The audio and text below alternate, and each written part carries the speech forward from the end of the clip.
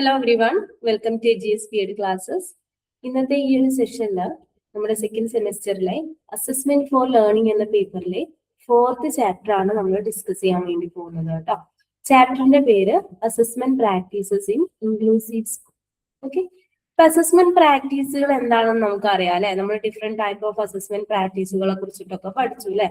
Observation, അതുപോലെ test, അങ്ങനെ ഒരുപാട് അസസ്മെന്റ് പ്രാക്ടീസുകളെ കുറിച്ച് നമ്മൾ പഠിച്ചു അല്ലെ. എന്താ, കുട്ടികളെ വിലയിരുത്താൻ വേണ്ടി നമ്മൾ യൂസ് ചെയ്യുന്ന പ്രാക്ടീസുകൾ അല്ലെ. അപ്പൊ അതിനെ കുറിച്ചിട്ട് ഡിഫറെന്റ് ടൈപ്സ് പഠിച്ചു, എങ്ങനെയാണ് അത് ചെയ്യുക, അങ്ങനെയുള്ള കാര്യങ്ങളൊക്കെ പ്രോപ്പർ ആയിട്ട് നമ്മൾ പഠിച്ചു. അങ്ങനെയാണെങ്കിൽ എന്തായിരിക്കും ഇൻക്ലൂസീവ് സ്കൂൾ എന്ന് പറഞ്ഞിട്ടുണ്ടെങ്കിൽ, ഇൻക്ലൂസീവ് സ്കൂളുകളിൽ എങ്ങനെയാണ് അസസ്മെന്റ് പ്രാക്ടീസുകൾ നടപ്പിലാക്കുക, അതിനെ കുറിച്ചിട്ടാണ് നമ്മൾ ഈ ഒരു ചാപ്റ്ററിൽ പഠിക്കാൻ പോകുന്നത്. അപ്പൊ എന്തായിരിക്കും ഇൻക്ലൂസീവ് സ്കൂൾ എന്ന് പറഞ്ഞിട്ടുണ്ടെങ്കിൽ, എന്തെങ്കിലും ഐഡിയ ഉണ്ടോ? നോർമൽ സ്കൂൾ അല്ല അല്ലെ, എന്തോ ഒരു പ്രത്യേകതയുണ്ട്. അതുകൊണ്ടാണ് ഇൻക്ലൂസീവ് സ്കൂൾ എന്ന് സെപ്പറേറ്റ് കൊടുത്തിട്ടുള്ളത്. ഇപ്പൊ ചാപ്റ്ററിലോട് പോകുന്നതിന് മുമ്പ് ഫസ്റ്റ് നമ്മൾ എന്താണ് ഇൻക്ലൂസീവ് സ്കൂൾ എന്നുള്ളത് മനസ്സിലാക്കാം. ഓക്കെ, ആർക്കെങ്കിലും എന്തെങ്കിലും ഒരു ഐഡിയ ഉണ്ടോ എന്തായിരിക്കും ഇൻക്ലൂസീവ് സ്കൂൾ എന്നുള്ളതിനെ കുറിച്ചിട്ട്? ഡിഫറെന്റ്ലി ഏബിൾഡ് ആയിട്ടുള്ള കുട്ടികളെ ഇൻക്ലൂഡ് ചെയ്തിട്ടുള്ള കറക്റ്റ് ആണ് കേട്ടോ. അതായത് നമ്മൾ നോർമൽ സ്കൂളുകളിൽ തന്നെ നമ്മൾ യൂഷ്വലി എന്താ ചെയ്യാറുള്ളത്, സ്പെഷ്യൽ കിഡ്സിനൊക്കെ പഠിക്കാൻ വേണ്ടിയിട്ട് സ്പെഷ്യൽ സ്കൂളുകളൊക്കെ പ്രൊവൈഡ് ചെയ്യാറുണ്ട് അല്ലെ. അവർക്ക് ഒന്നും കൂടെ ഒന്ന് കെയർ ഒക്കെ കിട്ടിക്കോട്ടെ എന്ന് വിചാരിച്ചിട്ട് നമ്മൾ അങ്ങനെയുള്ള സ്കൂളുകളിൽ ആ കുട്ടികളെ കൊണ്ടാക്കാറുണ്ട് അല്ലെ. അപ്പൊ എന്താ, അവരെ പ്രോപ്പറായിട്ട് അറ്റൻഷൻ കൊടുത്തുകൊണ്ട് നമുക്ക് അവരെ പഠിപ്പിക്കാൻ വേണ്ടിയിട്ടൊക്കെ പറ്റും. ബട്ട് ചില കേസുകളിൽ അത് അത്രത്തോളം അങ്ങോട്ട് പ്രായോഗികമായിക്കൊള്ളണം എന്നില്ല. കാരണം അത്ര 100% മെന്റലി പ്രശ്നമൊന്നും ഇല്ലാത്ത കുട്ടികൾ, അതായത് അവർക്ക് ആളുകൾ പറയുന്നതൊക്കെ കേൾക്കാനും ഐഡന്റിഫൈ ചെയ്യാനൊക്കെ പറ്റുന്നുണ്ട്, അല്ലെങ്കിൽ എന്തെങ്കിലും ഡിസേബിൾഡ് ആയിട്ടുള്ള കുട്ടികളൊക്കെ, അവരെയൊക്കെ ഇങ്ങനെ സ്പെഷ്യൽ കിഡ്സ് പഠിക്കുന്ന സ്കൂളുകളിൽ കൊണ്ടാക്കിയാല് എന്താ സംഭവിക്കുക, അവരുടെ ബ്രെയിനിന് കുറച്ചൊക്കെ ഡെവലപ്മെന്റ്സ് ഉണ്ടല്ലേ, അല്ലെങ്കിൽ അവരുടെ ബ്രെയിനിന് പ്രശ്നങ്ങളൊന്നുമില്ല. അപ്പൊ അവർക്ക് എന്ത് ചെയ്യാൻ, ഇങ്ങനെയുള്ള കുട്ടികളുടെ ഇടയിൽ തന്നെ വളരുമ്പോൾ, അല്ലെങ്കിൽ ഇങ്ങനെയുള്ള കുട്ടികളുടെ ഇടയിൽ തന്നെ വീണ്ടും പഠിക്കേണ്ടി വരുമ്പോൾ അവരുടെ ഇമ്പ്രൂവ്മെന്റ്സ് ഉണ്ടാകുന്നതിന് പകരമായിട്ട് അവരുടെ മെന്റൽ എബിലിറ്റിക്ക് ആയിക്കോട്ടെ, അല്ലെങ്കിൽ അവരുടെ ടോട്ടാലിറ്റി നമ്മൾ നോക്കുമ്പോൾ അവർക്ക് എന്തെങ്കിലും ഇമ്പ്രൂവ്മെന്റ്സ് ഉണ്ടാകുന്നതിന് പകരമായിട്ട് ഉള്ളതും കൂടെ ഇല്ലാണ്ടാവുന്ന ഒരു സിറ്റുവേഷനിലോട്ട് എത്തൂലേ. അപ്പൊ എന്താ സംഭവിക്കുക, അവർക്ക് പ്രോപ്പറായിട്ട് മോട്ടിവേഷൻ ഒന്നും കിട്ടില്ല, പ്രോപ്പറായിട്ട് അവർക്ക് ഇമ്പ്രൂവ്മെന്റ്സ് ഒന്നും ഉണ്ടാവില്ല. അപ്പൊ നമുക്ക് ചെയ്യാൻ പറ്റുന്ന ഏറ്റവും ബെസ്റ്റ് ആയിട്ടുള്ള ഒരു കാര്യമാണ് എന്ത്, അവരെ നോർമൽ സ്കൂളുകളിൽ കൊണ്ടുവന്ന് ആക്കാന്നുള്ളത് അല്ലെ. ഇപ്പൊ നോർമൽ സ്കൂളിൽ ഒരു പ്രശ്നമില്ലാത്ത കുട്ടികളുടെ ഇടയിൽ അവരെ പ്രോപ്പറായിട്ട് കെയർ ചെയ്തിട്ട് നമുക്ക് കൊണ്ടുപോകാൻ പറ്റുമെങ്കിൽ അവരുടെ ഒരുപാട് ഡെവലപ്മെന്റ്സ് നമുക്ക് കാണാൻ വേണ്ടിയിട്ട് പറ്റൂലെ. കുട്ടികൾക്കും കൂടെ പഠിക്കുന്ന കുട്ടികൾക്കും കൂടെ അവരുടെ ഈ ചെറിയ ചെറിയ ഡിഫിക്കൽട്ടീസ് ഒക്കെ ഐഡന്റിഫൈ ചെയ്തിട്ട് അവരെ മനസ്സിലാക്കാനുള്ള ഒരു മെന്റൽ എബിലിറ്റി, അല്ലെങ്കിൽ മനസ്സിലാക്കാനുള്ള രീതിയിൽ നമ്മൾ അവരുടെ ബിഹേവിയർ കൂടെ ഉണ്ടാക്കി എടുത്തു കഴിഞ്ഞാൽ, അവരുടെ ബിഹേവിയറും കൂടെ ആ ഒരു ഫോർമാറ്റിൽ നമുക്ക് മേക്ക് ചെയ്യാൻ വേണ്ടി കഴിഞ്ഞാല് നമുക്ക് നല്ല രീതിയിൽ ഇങ്ങനെയുള്ള കുട്ടികൾക്ക് ഇമ്പ്രൂവ്മെന്റ്സ് ഒക്കെ ഉണ്ടാക്കി എടുക്കാനൊക്കെ പറ്റും. ഇങ്ങനെയുള്ള കുട്ടികൾക്ക് മാത്രമല്ല, നോർമൽ ആയിട്ടുള്ള കുട്ടികളിലും സിമ്പതി, എമ്പതി, അതുപോലെ നല്ല ബിഹേവിയർ, നല്ല ക്യാരക്ടറിസ്റ്റിക്സ് ഒക്കെ ക്യാരക്ടർ ഒക്കെ ഫോം ചെയ്യാൻ വേണ്ടിയിട്ടൊക്കെ നമുക്ക് എന്ത് ചെയ്യാൻ പറ്റും, ഇൻക്ലൂസീവ് സ്കൂളുകൾ കൊണ്ടുവരുന്നതിലൂടെ പോസിബിൾ ആണ് അല്ലെ. ഇപ്പൊ ഇൻക്ലൂസീവ് സ്കൂൾ എന്ന് പറഞ്ഞാൽ ഒന്നുമില്ല, നമ്മൾ എല്ലാ സ്റ്റുഡൻസിനെയും നോർമൽ ക്ലാസ് റൂമിൽ കൊണ്ടുവരിക, അതിനെയാണ് നമ്മൾ ഇൻക്ലൂസീവ് സ്കൂൾ എന്ന് പറയാം. അപ്പൊ അങ്ങനെയുള്ള കുട്ടികൾ, അതായത് ഡിസേബിൾഡ് ആയിക്കോട്ടെ, നോർമൽ ലേണേഴ്സ് ആയിക്കോട്ടെ, ഗിഫ്റ്റഡ് ലേണേഴ്സ് ആയിക്കോട്ടെ, അതൊന്നുമല്ല സ്ലോ ലേണേഴ്സ് അല്ലെ. അവർക്ക് പ്രത്യേകിച്ച് പ്രശ്നങ്ങളൊന്നുമില്ല, പക്ഷെ അവർക്ക് ലേണിങ്ങിന് കുറച്ചധികം സമയം എടുക്കും, അതാണ് സ്ലോ ലേണേഴ്സ് അല്ലെ. അപ്പൊ അങ്ങനെ ഡിഫറെന്റ് സിറ്റുവേഷനിൽ വളരുന്ന, അല്ലെങ്കിൽ ഡിഫറെന്റ് മെന്റാലിറ്റി ഉള്ള കുട്ടികളെ ഒക്കെ അവരുടെ ഇൻഡിവിജ്വൽ ഡിഫറൻസിനെയൊക്കെ കൺസിഡർ ചെയ്തുകൊണ്ട് ഒരൊറ്റ ക്ലാസ് റൂമിൽ കൊണ്ടുവരാൻ പറ്റി കഴിഞ്ഞാൽ അങ്ങനെയുള്ള സ്കൂളുകളെയാണ് നമ്മൾ ഇൻക്ലൂസീവ് സ്കൂളുകൾ എന്ന് പറയാം അല്ലെ. അപ്പൊ അങ്ങനെയുള്ള സ്കൂളുകളിൽ നമ്മൾ അസസ്മെന്റ് പ്രോസസ്സുകൾ നടത്തുമ്പോഴും നമ്മൾ കുറച്ചധികം കാര്യങ്ങൾ ശ്രദ്ധിക്കേണ്ടതുണ്ട് അല്ലെ. അതായത് ഇൻക്ലൂസീവ് സ്കൂളുകളിൽ അസസ്മെന്റ് നടത്തുമ്പോൾ നോർമൽ സ്കൂളുകളിൽ നടത്തുന്ന പോലെ നമുക്ക് ചെയ്യാൻ വേണ്ടിയിട്ട് പറ്റില്ല. വോയിസിന് എന്തെങ്കിലും പ്രശ്നം ഉണ്ടോ? Hello, problem? Okay okay. അപ്പൊ അങ്ങനെയുള്ള കുട്ടികളെ കൊണ്ട് നമ്മളൊരു സ്കൂളുകളിൽ നോർമൽ കുട്ടികളുടെ കൂടെ തന്നെ ഗിഫ്റ്റഡ് ആയിട്ടുള്ള, സ്ലോ ലേണേഴ്സ് ആയിട്ടുള്ള, ഡിസേബിൾഡ് ആയിട്ടുള്ള കുട്ടികളെയൊക്കെ ഒരൊറ്റ ക്ലാസ് റൂമിൽ കൊണ്ടുവരുമ്പോൾ അവർക്ക് നമ്മൾ അസസ്മെന്റ് ചെയ്യുമ്പോൾ, അതായത് അവരെ നമ്മൾ വിലയിരുത്തുമ്പോൾ കുറച്ചും കൂടെ പ്രോപ്പർ ആയിട്ട് നമ്മൾ കെയർ ഒക്കെ കൊടുക്കേണ്ടതുണ്ട് അല്ലെ. അതായത് പ്രോപ്പർ ആയിട്ട് നമ്മൾ അസസ് ചെയ്തിട്ടില്ല എന്നുണ്ടെങ്കിൽ അത് ആ കുട്ടികളെ മെന്റലിയും ഒക്കെ ചിലപ്പോൾ ഇമോഷണലി ഒക്കെ ചിലപ്പോൾ ബാധിക്കാൻ ചാൻസസ് ഉണ്ട്. അപ്പോൾ ഇൻക്ലൂസീവ് സ്കൂളുകളിൽ എങ്ങനെയാണ് നമ്മൾ പ്രോപ്പർ ആയിട്ട് അസസ്മെന്റുകൾ നടത്തുക എന്നുള്ളതിനെ കുറിച്ചിട്ടാണ് നമ്മൾ ഈ ഒരു ചാപ്റ്ററിൽ ഡിസ്കസ് ചെയ്യാൻ വേണ്ടി പോകുന്നത് കേട്ടോ. ഓക്കെ, അപ്പൊ ഇൻക്ലൂസീവ് സ്കൂളുകൾ നമ്മൾ കൊണ്ടുവരുന്നതിലൂടെ നമുക്ക് എന്തൊക്കെ ചെയ്യാൻ വേണ്ടിയിട്ട് പറ്റും? എല്ലാ ടൈപ്പ് ഓഫ് കുട്ടികളിലും ലേണിംഗ് ഇംപ്രൂവ് ചെയ്യാനൊക്കെ ഇൻക്ലൂസീവ് സ്കൂളുകൾ നമ്മൾ കൊണ്ടുവരുന്നതിലൂടെ പോസിബിൾ ആവും അല്ലെ. അതുപോലെ തന്നെ എല്ലാ സ്റ്റുഡൻസിനും ഡിസേബിൾഡ് ആയിട്ട് ആയിക്കോട്ടെ, അല്ലെങ്കിൽ മെന്റലി ബുദ്ധിമുട്ടുള്ള കുട്ടികളായിക്കോട്ടെ, അല്ലെങ്കിൽ സ്ലോ ലേണേഴ്സ് ആയിക്കോട്ടെ, അങ്ങനെയുള്ളവർക്കൊക്കെ നമ്മൾ ഇങ്ങനെ ഈക്വൽ ഓപ്പർച്യൂണിറ്റി പ്രൊവൈഡ് ചെയ്യുന്നതിലൂടെ അവർക്കും ഒരു നോർമൽ രീതിക്ക് ജീവിക്കാനുള്ള ഒരു സിറ്റുവേഷൻസ് നമുക്ക് പ്രൊവൈഡ് ചെയ്യാൻ വേണ്ടിയിട്ട് പറ്റൂലെ. ഇതുകൂടാതെ നോർമൽ കുട്ടികൾക്ക് പ്രശ്നങ്ങളൊന്നും ഇല്ലാത്ത കുട്ടികൾക്ക് ഇങ്ങനെയുള്ളവര് നമ്മുടെ അകറ്റി നിർത്തേണ്ടവരല്ല, നമ്മൾ അവരെ ചേർത്ത് പിടിക്കണം എന്നുള്ള ഒരു ക്യാരക്ടറൊക്കെ ഫോം ചെയ്യാനും അവരുടെ ബിഹേവിയർ ഒക്കെ ഒന്നുകൂടെ നല്ലതാക്കാനൊക്കെ നമുക്ക് ഇൻക്ലൂസീവ് സ്കൂളുകളിലൂടെ പോസിബിൾ ആവും. ഓക്കെ, ഈ ഒരു ചാപ്റ്ററിൽ നമുക്ക് മെയിൻ ആയിട്ട് പഠിക്കാനുള്ള കണ്ടന്റുകൾ എന്തൊക്കെയാണെന്ന് നോക്കാം കേട്ടോ. ഇൻക്ലൂസീവ് സ്കൂൾ എന്താണെന്ന് മനസ്സിലായി, അതുപോലെ ഇൻക്ലൂസീവ് അസസ്മെന്റ് എന്താണെന്നുള്ളതൊക്കെ ക്ലിയർ ആയി എന്ന് വിചാരിക്കുന്നു. ഓക്കെ, ഈ ഒരു ചാപ്റ്ററിൽ നമുക്ക് പഠിക്കാനുള്ളത് ഡിഫറൻഷിയേറ്റഡ് അസസ്മെന്റിനെ കുറിച്ച് പഠിക്കാനുണ്ട്, കൾച്ചറലി റെസ്പോൺസീവ് അസസ്മെന്റിനെ കുറിച്ച് പഠിക്കാനുണ്ട്, ടെസ്റ്റ് ഫോർ ലേണൽ അപ്പേഴ്സൺസ്, അതുപോലെ construction of achievement test, blueprint of question paper, scoring key and marking സ്കീമിനെ കുറിച്ചിട്ടൊക്കെ പഠിക്കാനുണ്ട് കേട്ടോ. അപ്പൊ നമ്മളിങ്ങനെ പറഞ്ഞൂലേ, ഒരു കുട്ടിയെ ഒബ്സർവ് ചെയ്യണമെങ്കിൽ ടെസ്റ്റ് പേപ്പറുകളിലൂടെ നമുക്ക് പറ്റും ഒരു കുട്ടിയെ അസസ് ചെയ്യാൻ, അങ്ങനെയൊക്കെ നമ്മൾ പറഞ്ഞൂലേ. ഏറ്റവും കൂടുതൽ വൈഡ് ആയിട്ട് യൂസ് ചെയ്യുന്നത് ടെസ്റ്റ് പേപ്പറുകളാണ്, എക്സാംസ് ത്രൂ ആണ് നമ്മളെ കുട്ടികളെ മെയിൻ ആയിട്ട് അസസ് ചെയ്യാറുള്ളത് എന്നൊക്കെ പറഞ്ഞു. പക്ഷേ ആസ് എ ടീച്ചർ നമുക്ക് എന്തറിഞ്ഞിരിക്കണം, എങ്ങനെയാണ് പ്രോപ്പർ ആയിട്ട് ടെക്സ്റ്റ് പേപ്പറുകളൊക്കെ ക്രിയേറ്റ് ചെയ്യാന്ന് അറിഞ്ഞിരിക്കണം അല്ലെ. ഒരു ക്വസ്റ്റ്യൻ പേപ്പർ നമ്മൾ ക്രിയേറ്റ് ചെയ്യുന്ന സമയത്ത് എന്തൊക്കെ കാര്യങ്ങളാണ് ഞാൻ ശ്രദ്ധിക്കേണ്ടത്, ഏതൊക്കെ ടൈപ്പ് ക്വസ്റ്റ്യൻസ് ആണ് ഞാൻ അതിൽ ഇൻക്ലൂഡ് ചെയ്യേണ്ടത്, എങ്ങനെയാണ് ഞാൻ ക്വസ്റ്റ്യൻസ് സെലക്ട് ചെയ്യുക, അതൊക്കെ നമുക്ക് അറിഞ്ഞിരിക്കണം അല്ലെ. അപ്പൊ അങ്ങനെയുള്ള കാര്യങ്ങളൊക്കെ നമുക്ക് ഈ ഒരു ചാപ്റ്ററിൽ പഠിക്കാനുണ്ട് കേട്ടോ. എങ്ങനെയാണ് ഒരു ടോപ്പിക് അല്ലെങ്കിൽ ഒരു യൂണിറ്റിനെ ബേസ് ചെയ്തിട്ട് നിങ്ങൾക്ക് ഒരു ക്വസ്റ്റ്യൻ പേപ്പർ ക്രിയേറ്റ് ചെയ്തെടുക്കാൻ പറ്റുക, അങ്ങനെ ക്രിയേറ്റ് ചെയ്യുന്ന സമയത്ത് നിങ്ങൾ എന്തൊക്കെ കാര്യങ്ങളാണ് ശ്രദ്ധിക്കേണ്ടത്, അതൊക്കെ ഈ ഒരു ചാപ്റ്ററിൽ നമുക്ക് ഡിസ്കസ് ചെയ്യാനുണ്ട്. നമുക്ക് ചാപ്റ്ററിലോട്ട് പോവാം. നിങ്ങളുടെ ടീച്ചിങ് ലൈഫിൽ വളരെ ഇമ്പോർട്ടന്റ് ആയിട്ടുള്ള ഒരു ചാപ്റ്റർ ആണ് കേട്ടോ. ഫസ്റ്റ് നമുക്ക് ഡിസ്കസ് ചെയ്യാനുള്ളത് ഡിഫറൻഷിയേറ്റഡ് അസസ്മെന്റിനെ കുറിച്ചിട്ടാണ്. എന്താ ഡിഫറൻഷിയേറ്റഡ് അസസ്മെന്റ് എന്ന് പറഞ്ഞിട്ടുണ്ടെങ്കിൽ, it is a modification of assessment activity according to the individual learning needs and preferences. അതായത് നമ്മൾ ഇൻക്ലൂസീവ് സ്കൂളുകളിൽ അസസ്മെന്റ് ചെയ്യുമ്പോൾ നമ്മൾ നോർമലി ചെയ്യുന്ന ഫോർമാറ്റിൽ ചെയ്യാൻ പാടില്ല അല്ലെ. കാരണം എന്താ, നമ്മൾ നോക്കുമ്പോൾ നോർമൽ കിഡ്സ് മാത്രമല്ല, ഗിഫ്റ്റഡ് ചൈൽഡ്, അതുപോലെ ഡിസേബിൾഡ് ആയിട്ടുള്ള കുട്ടികൾ, സ്ലോ ലേണേഴ്സ്, അങ്ങനെ ഒരുപാട് ഡിഫറെന്റ് കാറ്റഗറിയിലുള്ള കുട്ടികൾ ഒരുമിച്ച് പഠിക്കുകയാണ് അല്ലെ. അപ്പൊ അവരുടെ ഇൻഡിവിജ്വൽ ഡിഫറൻസിലേക്ക് നമ്മൾ കൺസിഡർ ചെയ്തുകൊണ്ട് അസസ്മെന്റ് നടത്തിയിട്ടില്ലെങ്കിൽ അസസ്മെന്റ് പ്രോപ്പർ ആയിട്ടുള്ള രീതിക്ക് ആവില്ല അല്ലെ, അല്ലെങ്കിൽ പ്രോപ്പർ ആയിട്ടുള്ള രീതിക്ക് നമുക്ക് ആ കുട്ടികളെ അസസ് ചെയ്യാൻ വേണ്ടിയിട്ട് പറ്റില്ല. അപ്പോൾ നമ്മുടെ അസസ്മെന്റിൽ ഇൻഡിവിജ്വൽ ഡിഫറൻസ് അല്ലെങ്കിൽ ഇൻഡിവിജ്വൽ ആയിട്ടുള്ള ആളുകളുടെ അതായത് ഇൻഡിവിജ്വൽ ലേണിംഗ് നീഡ്സിനെയും പ്രിഫറൻസിനെയൊക്കെ നമ്മൾ കൺസിഡർ ചെയ്തുകൊണ്ട് അസസ്മെന്റ് ആക്ടിവിറ്റീസ് നമ്മൾ കണ്ടക്ട് ചെയ്യുകയാണെങ്കിൽ, അല്ലെങ്കിൽ നമ്മൾ നോർമൽ അസസ്മെന്റിന് ഇൻഡിവിജ്വൽ ലേണിംഗ് നീഡ്സ് ഒക്കെ അസസ് ചെയ്യാൻ വേണ്ടിയിട്ട് ചില മോഡിഫിക്കേഷൻസ് നടത്തുകയാണെങ്കിൽ അങ്ങനെയുള്ള അസസ്മെന്റുകളെയാണ് നമ്മൾ ഡിഫറൻഷിയേറ്റഡ് അസസ്മെന്റ് എന്ന് പറയാം. ഓക്കെ, സിമ്പിൾ ആയിട്ട് പറയുകയാണെങ്കിൽ ഇൻക്ലൂസീവ് സ്കൂളുകളിൽ നടത്തുന്ന അസസ്മെന്റിനെയാണ് നമ്മൾ ഡിഫറൻഷിയേറ്റഡ് അസസ്മെന്റ് എന്ന് പറയാം. ഓക്കെ, അപ്പൊ അതിൽ നമ്മൾ എന്തൊക്കെയാണ് കൺസിഡർ ചെയ്യുന്നത്, ഓരോ കുട്ടികളുടെയും എബിലിറ്റി ലെവൽ, അതുപോലെ അവരുടെ പ്രിയർ നോളജ്, അവരുടെ ലേണിംഗ് സ്റ്റൈല്, അവരുടെ ഇൻട്രസ്റ്റ്, അതുപോലെ അവരുടെ ടാലന്റ്, അവരുടെ മോട്ടിവേഷണൽ ലെവലൊക്കെ നമ്മൾ ഡിഫറൻഷിയേറ്റഡ് അസസ്മെന്റിൽ കൺസിഡർ ചെയ്യുന്നുണ്ട് അല്ലെ. കാരണം സ്ലോ ലേണേഴ്സ് ഒക്കെ ആണെന്നുണ്ടെങ്കിൽ നമുക്ക് എന്ത് ചെയ്തിട്ട് കാര്യമില്ല, പെട്ടെന്ന് ടോപ്പിക്കുകൾ ഇങ്ങനെ വായിച്ചു പറഞ്ഞു കൊടുത്തു പോയിട്ട് കാര്യമില്ല അല്ലെ. അവർക്ക് പ്രോപ്പർ ആയിട്ട് മനസ്സിലാവണമെന്നുണ്ടെങ്കിൽ ചിലപ്പോൾ മോഡൽസ് കാണിച്ചു കൊടുക്കേണ്ടി വരും, ചിലപ്പം ഒന്നിൽ കൂടുതൽ തവണ നമ്മൾ റിപ്പീറ്റ് ചെയ്ത് പറഞ്ഞു കൊടുക്കേണ്ടി വരും. അപ്പൊ അങ്ങനെയുള്ള ഇൻഡിവിജ്വൽ നീഡ്സുകളൊക്കെ നമ്മൾ എന്ത് ചെയ്യുന്നുണ്ട്, അവരുടെ ലേണിംഗ് സ്റ്റൈൽസുകളൊക്കെ കൺസിഡർ ചെയ്തുകൊണ്ടാണ് നമ്മൾ ഡിഫറൻഷിയേറ്റഡ് അസസ്മെന്റിൽ അസസ്മെന്റുകൾ നടത്തുക, അസസ്മെന്റ് ആക്ടിവിറ്റീസ് നടത്തുക.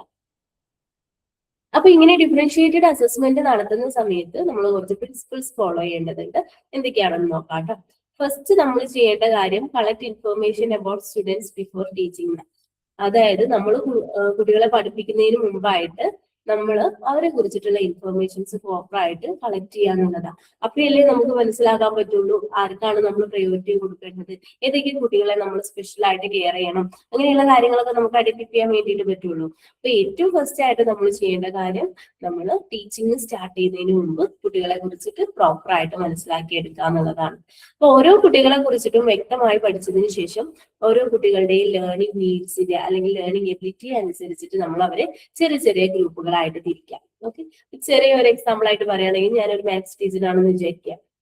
ഞാൻ ഫസ്റ്റ് ചെറിയ ചെറിയ ക്വസ്റ്റ്യൻസ് ഒക്കെ കൊടുത്തിട്ട് അവരുടെ എത്രത്തോളം അവർക്ക് ആൻസർ ചെയ്യാൻ പറ്റും എന്നുള്ളതിനെ ചെക്ക് ചെയ്യാൻ വേണ്ടിയിട്ടല്ല കേട്ടോ, അവർക്ക് എന്തൊക്കെയാ അറിയാം, അവർ എവിടെയാണ് സ്ട്രഗിൾ ചെയ്യുന്നത് എന്നൊക്കെ ഐഡന്റിഫൈ ചെയ്യാൻ വേണ്ടിയിട്ട് വളരെ സിമ്പിൾ ആയിട്ടുള്ള ബേസ് ആയിട്ടുള്ള മാത്സിന്റെ ബേസ്, ഡിവിഷൻ, മൾട്ടിപ്ലിക്കേഷൻ, അഡീഷൻ, അങ്ങനെയുള്ള ബേസിക് ആയിട്ടുള്ള കാര്യങ്ങൾ ഞാൻ കുട്ടികളോട് ചോദിച്ചിട്ടോ അല്ലെങ്കിൽ ചെറിയ ചെറിയ ക്വസ്റ്റ്യൻസ് കൊടുത്തിട്ടൊക്കെ ഞാൻ അവരെ മനസ്സിലാക്കാൻ വേണ്ടിയിട്ട് ശ്രമിക്കും.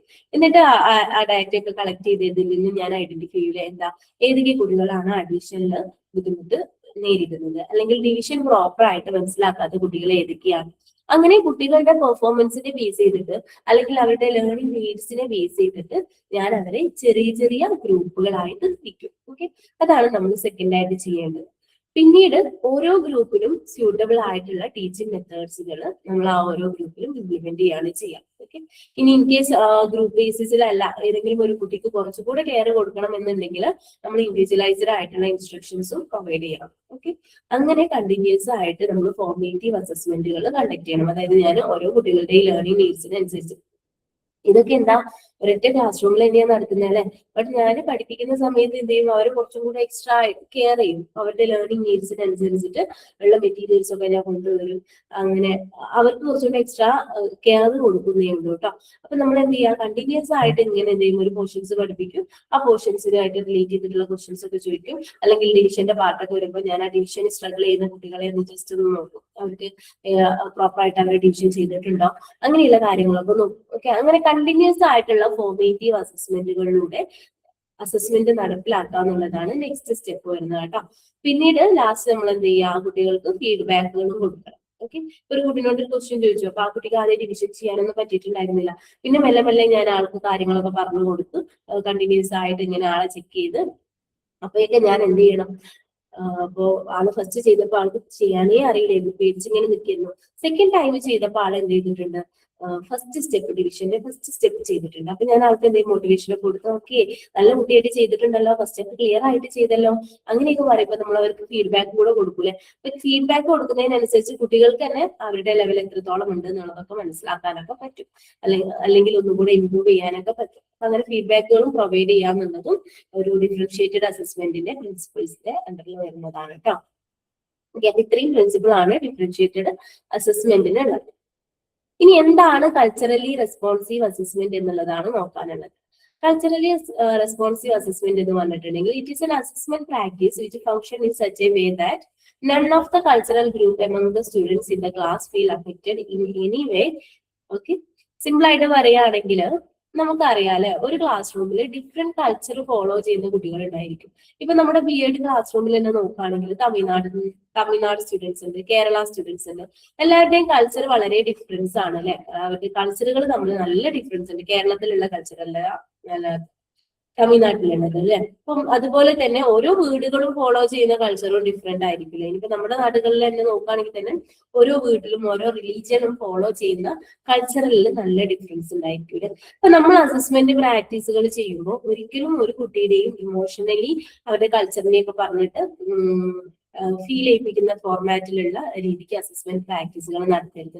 അല്ലെങ്കിൽ നമ്മൾ ചെയ്യുന്ന അസസ്മെന്റ് പ്രാക്ടീസുകൾ അവരെ ആ ഒരു ലെവലിൽ അഫക്ട് ചെയ്യുന്ന ഫോർമാറ്റിൽ ചെയ്യരുത്. അപ്പൊ അങ്ങനെ ഒരു കൾച്ചറലി ഒരു കുട്ടിയെയും അഫക്ട് ചെയ്യാത്ത ഫോർമാറ്റിൽ നമ്മൾ അസസ്മെന്റ് പ്രാക്ടീസുകൾ കണ്ടക്ട് ചെയ്യുകയാണെങ്കിൽ അതിനെയാണ് നമ്മൾ കൾച്ചറലി റെസ്പോൺസീവ് അസസ്മെന്റ് എന്ന് പറയാം കേട്ടോ. അതുകൊണ്ട് ഉദ്ദേശിക്കുന്ന എന്താ, എല്ലാ കുട്ടികൾക്കും ഈക്വൽ ആയിട്ടുള്ള ലേണിംഗ് ഓപ്പർച്യൂണിറ്റി പ്രൊവൈഡ് ചെയ്യാന്നുള്ളതാണ് ഉദ്ദേശിക്കുന്നത്. ഓക്കെ, ഇനി എങ്ങനെയാണ് നമുക്ക് ഒരു കൾച്ചറലി റെസ്പോൺസീവ് അസസ്മെന്റ് ക്രിയേറ്റ് ചെയ്തെടുക്കാൻ പറ്റുക എന്നുള്ളതാണ് നോക്കുന്നത്.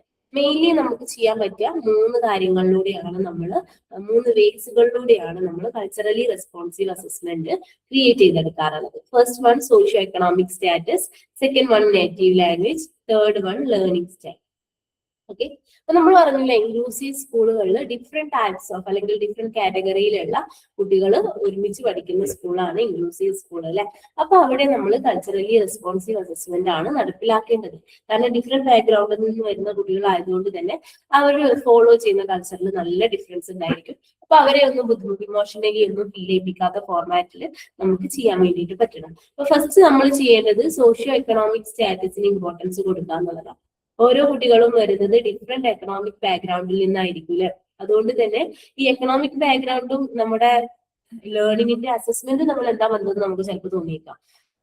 സിമ്പിൾ ആയിട്ട് നോക്കുകയാണെങ്കിൽ ഒരു കുട്ടി നല്ല എഡ്യൂക്കേറ്റഡ് ആയിട്ടുള്ള സെറ്റിൽഡ് ആയിട്ടുള്ള ഫാമിലിയിൽ നിന്ന് വരുന്ന ഒരു കുട്ടിയും ഫോർമൽ ആയിട്ട് എഡ്യൂക്കേഷൻ ഒന്നും കിട്ടാത്ത പുവർ ബാക്ക്ഗ്രൗണ്ടിൽ നിന്ന് വരുന്ന ഒരു കുട്ടിയും കൺസിഡർ ചെയ്യാം. ഫസ്റ്റ് പറഞ്ഞ കാറ്റഗറിയിൽ കുട്ടിക്ക് എന്തെങ്കിലും കുട്ടി കണ്ടു വളരുന്നതേ വേറെയാണ് അല്ലെ. കുട്ടി എല്ലാ സൗകര്യങ്ങളിലുമാണ് വളർന്നു വരുന്നത്. കുട്ടിയുടെ പാരന്റ്സ് ഒക്കെ ഭയങ്കര എഡ്യൂക്കേറ്റഡ് ആയിട്ടുള്ള ആളുകളാണ്. അവര് സംസാരിക്കുന്ന രീതി അല്ലെങ്കിൽ അവര് ചെയ്യുന്ന കാര്യങ്ങളൊക്കെ കണ്ടിട്ട് എന്റെ കുട്ടി ഓൾമോസ്റ്റ് എല്ലാ കാര്യങ്ങളും ലേൺ ചെയ്തിട്ടുണ്ടായിരിക്കും. പിന്നെ കുട്ടിക്ക് പ്രത്യേകിച്ച് ഡിഫിക്കൽട്ടീസ് ഒന്നുമില്ല ലേണിംഗിൽ അല്ലെ. എല്ലാ കാര്യങ്ങളും അവരെന്നെ ചെയ്തു കൊടുക്കുന്നുണ്ട്. എന്തെങ്കിലും ഡൗട്ട് ഉണ്ടെങ്കിൽ അവരോട് ചോദിക്കാം.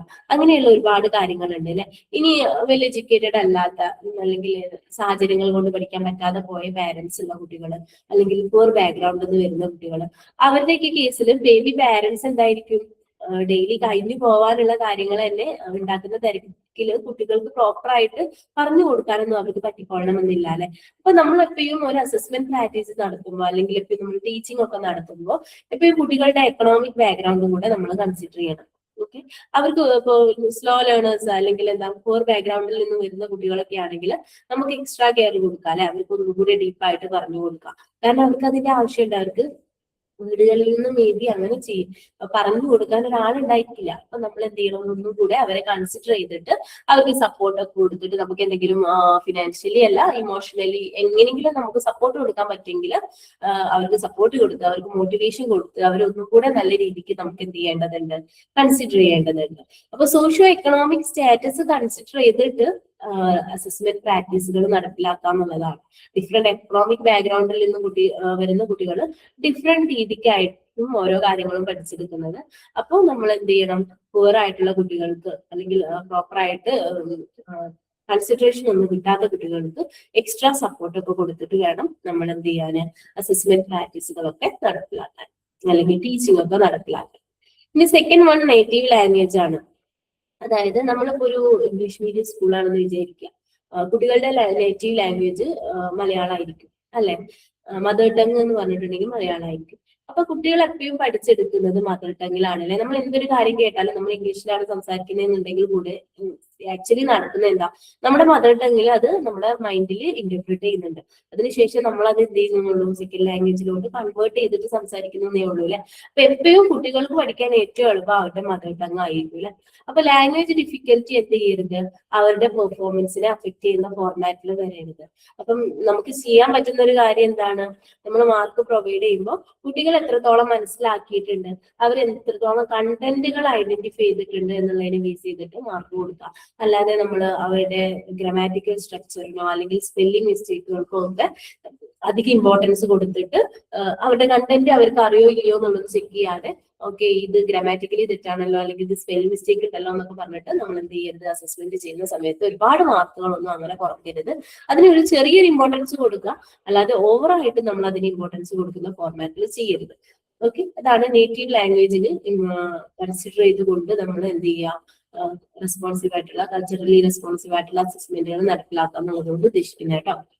എന്തൊക്കെയാ, ഒരു കുട്ടിയുടെ ബാക്ക്ഗ്രൗണ്ട് നമ്മൾ നോക്കണം, എക്കണോമിക് ബാക്ക്ഗ്രൗണ്ട് നോക്കണം, അതുപോലെ നേറ്റീവ് ലാംഗ്വേജിന് ആയിരിക്കും കുട്ടികൾക്ക് പഠിക്കാൻ എളുപ്പം. അപ്പോൾ നമ്മൾ എന്ത് ചെയ്യരുത്, സ്പെല്ലിംഗ് മിസ്റ്റേക്സിനൊന്നും ഇമ്പോർട്ടൻസ് കൊടുത്തിട്ട് അവർക്ക് കണ്ടന്റ് അറിയോ ഇല്ലയോ എന്നുള്ളത് ചെക്ക് ചെയ്യാതെ സ്പെല്ലിംഗ് മിസ്റ്റേക്ക് കൊണ്ട് അവർക്ക് ഒരുപാട് മാർക്ക് പോകുന്ന ഫോർമാറ്റിൽ നിന്ന് അസസ്മെന്റ് പ്രാക്ടീസുകൾ ചെയ്യരുത്. നമ്മൾ അവർക്ക് തിരുത്തി കൊടുക്കണം അല്ലെ. സ്പെല്ലിംഗ് മിസ്റ്റേക്ക് തീരെ നെഗ്ലക്ട് ചെയ്യണം എന്നല്ല, നമ്മൾ അവർക്ക് പറഞ്ഞ് മനസ്സിലാക്കി കൊടുക്കണം. ഇത് ഇങ്ങനെയല്ല കേട്ടോ, ഇങ്ങനെയാണ് എന്നുള്ളത് പറഞ്ഞ് മനസ്സിലാക്കി കൊടുക്കണം. നെക്സ്റ്റ് ടൈം തെറ്റിച്ചാൽ ഞാൻ മാർക്ക് വെക്കും കേട്ടോ, അങ്ങനെയൊക്കെ പറഞ്ഞിട്ട് ഒരു മൈൻഡിൽ ചെയ്യണം എന്നുള്ളതാണ് ഉദ്ദേശിക്കുന്നത് കേട്ടോ. തീരെ അത് നെഗ്ലക്ട് ചെയ്യാനും പാടില്ല. കാരണം എന്താ, അപ്പൊ അവർ അതന്നെ പഠിച്ചു പോകൂലേ. പ്രോപ്പറായിട്ട് അവർക്ക് എന്ത് സംഭവിക്കില്ല, തിരുത്തലുകളൊന്നും സംഭവിക്കില്ല. അപ്പൊ അവരത് ഓക്കെ ആണെന്ന് വിചാരിച്ചിട്ട് അതിങ്ങനെ കണ്ടിന്യൂ ചെയ്തുകൊണ്ട് പോകും.